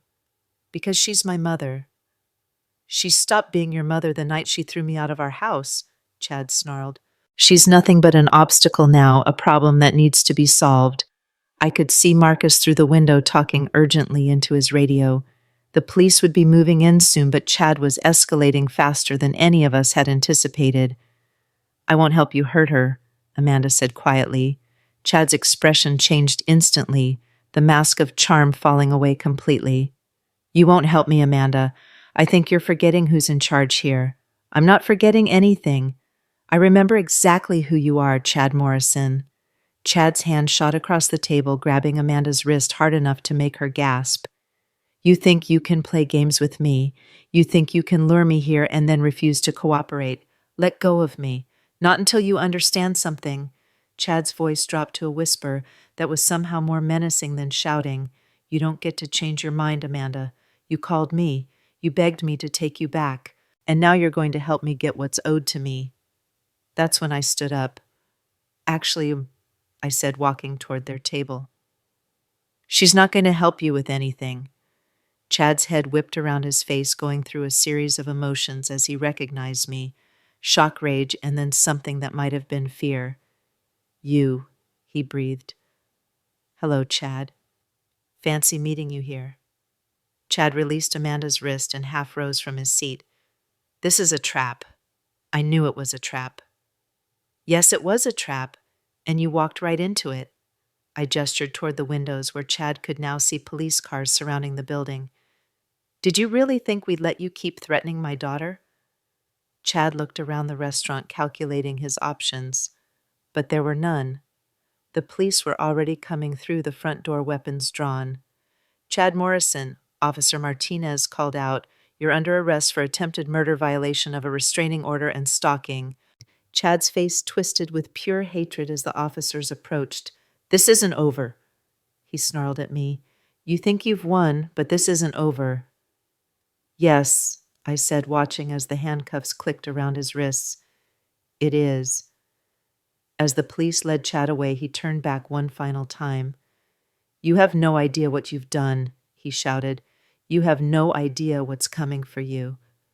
But I wasn't afraid of Chad Morrison's threats anymore, because 3 days later, Catherine called from Colorado with the news we'd been waiting for. We found her, she said simply. We found Jessica Chen. The body had been buried in a shallow grave about 50 miles outside of Denver, in a location that Chad had once mentioned to Jessica's sister as a great place for camping. The remains were badly decomposed, but there was enough evidence to prove both identity and cause of death, blunt force trauma to the head, consistent with being struck by a heavy object. More importantly, Catherine had found Jessica's diary hidden in a storage unit that Jessica had rented under a false name. The final entries painted a picture of escalating abuse of a woman desperately planning her escape from a man she now recognized as dangerous. The last entry, dated the day before Jessica disappeared, was a single sentence. Chad found out about the money I've been saving. I think he's going to kill me. With this evidence, Chad Morrison was charged with first-degree murder in Colorado, in addition to the attempted murder and stalking charges in Texas. There would be no bail, no possibility of escape, no chance for him to disappear and reinvent himself with a new victim. The trial made national news, the story of a wealthy widow who had turned the tables on her daughter's abusive husband, using her inheritance to bring a killer to justice. But for Amanda and me, the media attention was just noise. What mattered was that Chad Morrison would spend the rest of his life in prison, and no other woman would ever have to fear him again. 6 months after Chad's arrest, Amanda and I stood in the lobby of the newly opened Rose Sterling Women's Shelter, named after my mother and funded with half of my inheritance. The shelter would provide safe housing, legal assistance, and job training for women escaping abusive relationships. Everything I wished had been available to Jessica Chen, to the woman in Colorado, to all the women who had suffered at Chad Morrison's hands. Do you think she would have liked this? Amanda asked, looking up at the portrait of my mother that hung in the main hallway. I think she would have been proud, I said. Rose Sterling spent her life trying to protect her independence, trying to prove she could survive on her own terms. This place is about giving other women that same chance. Amanda reached over and took my hand. I'm proud of you too, Mom, for everything you've become. I squeezed her hand and thought about the journey that had brought us here, from that rainy night when I'd been thrown out with nothing but 2 suitcases to this moment when we were using our resources to help other women find their strength.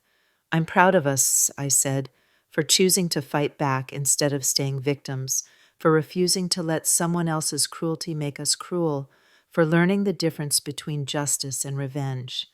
What is the difference? Amanda asked. I looked around the shelter lobby at the women who were starting their new lives, at the children who were finally safe from violence, at the counselors and lawyers and advocates who were helping rebuild what abuse had torn down. Revenge would have been destroying Chad Morrison, completely taking everything from him the way he tried to take everything from us. Justice was giving him the same choice he gave everyone else: face the consequences of his actions or lose everything he valued. And he chose to lose everything. He chose to keep being the same man he'd always been, right up until the moment the consequences became unavoidable. As we walked through the shelter together, I realized that Chad Morrison had done us one unintended favor. In trying to break us, he had shown us how strong we really were. In trying to make us disappear, he had forced us to become unforgettable. The woman they had tried to erase was gone forever, replaced by someone who understood that real power wasn't about having money or control over others. Real power was about using whatever resources you had to protect the people you loved and lift up those who needed help finding their own strength. That evening, Amanda and I sat on the porch of my new house, a modest place in a quiet neighborhood. Nothing like the mansion I could have afforded, but everything I actually needed. We watched the sunset paint the sky in shades of gold and purple. 2 women who had learned that family wasn't just about blood or obligation. Family was about choosing to show up for each other even when it was difficult. Family was about forgiveness without forgetting about second chances earned through changed behavior.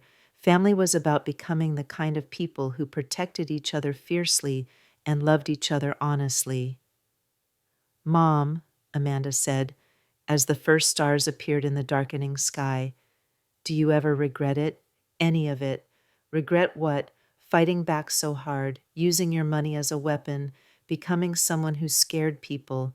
I thought about it for a moment, remembering the woman I'd been before David died, before Chad Morrison, before I learned what I was truly capable of when pushed to my limits. I don't regret becoming strong enough to protect us, I said finally. I don't regret learning that I deserved better than scraps of affection from people who should have loved me unconditionally. I don't regret discovering that I had the power to fight back when someone tried to destroy me. But I'm grateful that we found our way back to kindness. I'm grateful that strength and compassion don't have to be mutually exclusive. I'm grateful that we learned the difference between being powerful and being cruel. Amanda smiled and leaned against my shoulder the way she had when she was little. I love you, Mom. I love you too, sweetheart. As we sat there in comfortable silence, I thought about all the women who were sleeping safely in Rose Sterling Women's Shelter tonight. All the women who would find the courage to leave dangerous relationships because they knew there was help available. All the women who would never have to face what Amanda and I had faced because we had made sure Chad Morrison could never hurt anyone again. They had tried to erase me, make me disappear into the shadows of their perfect life. Instead, they had awakened something in me that was far more dangerous than a broken woman with nothing to lose. They had awakened a woman who refused to be invisible, who demanded to be treated with dignity, who understood that love without respect was just control wearing a prettier mask. Most importantly, they had awakened a woman who knew that the best revenge wasn't destroying your enemies. It was becoming so strong, so successful, so unshakably confident in your own worth that their opinions of you became irrelevant. The woman they tried to erase had become unforgettable, and she was just getting started.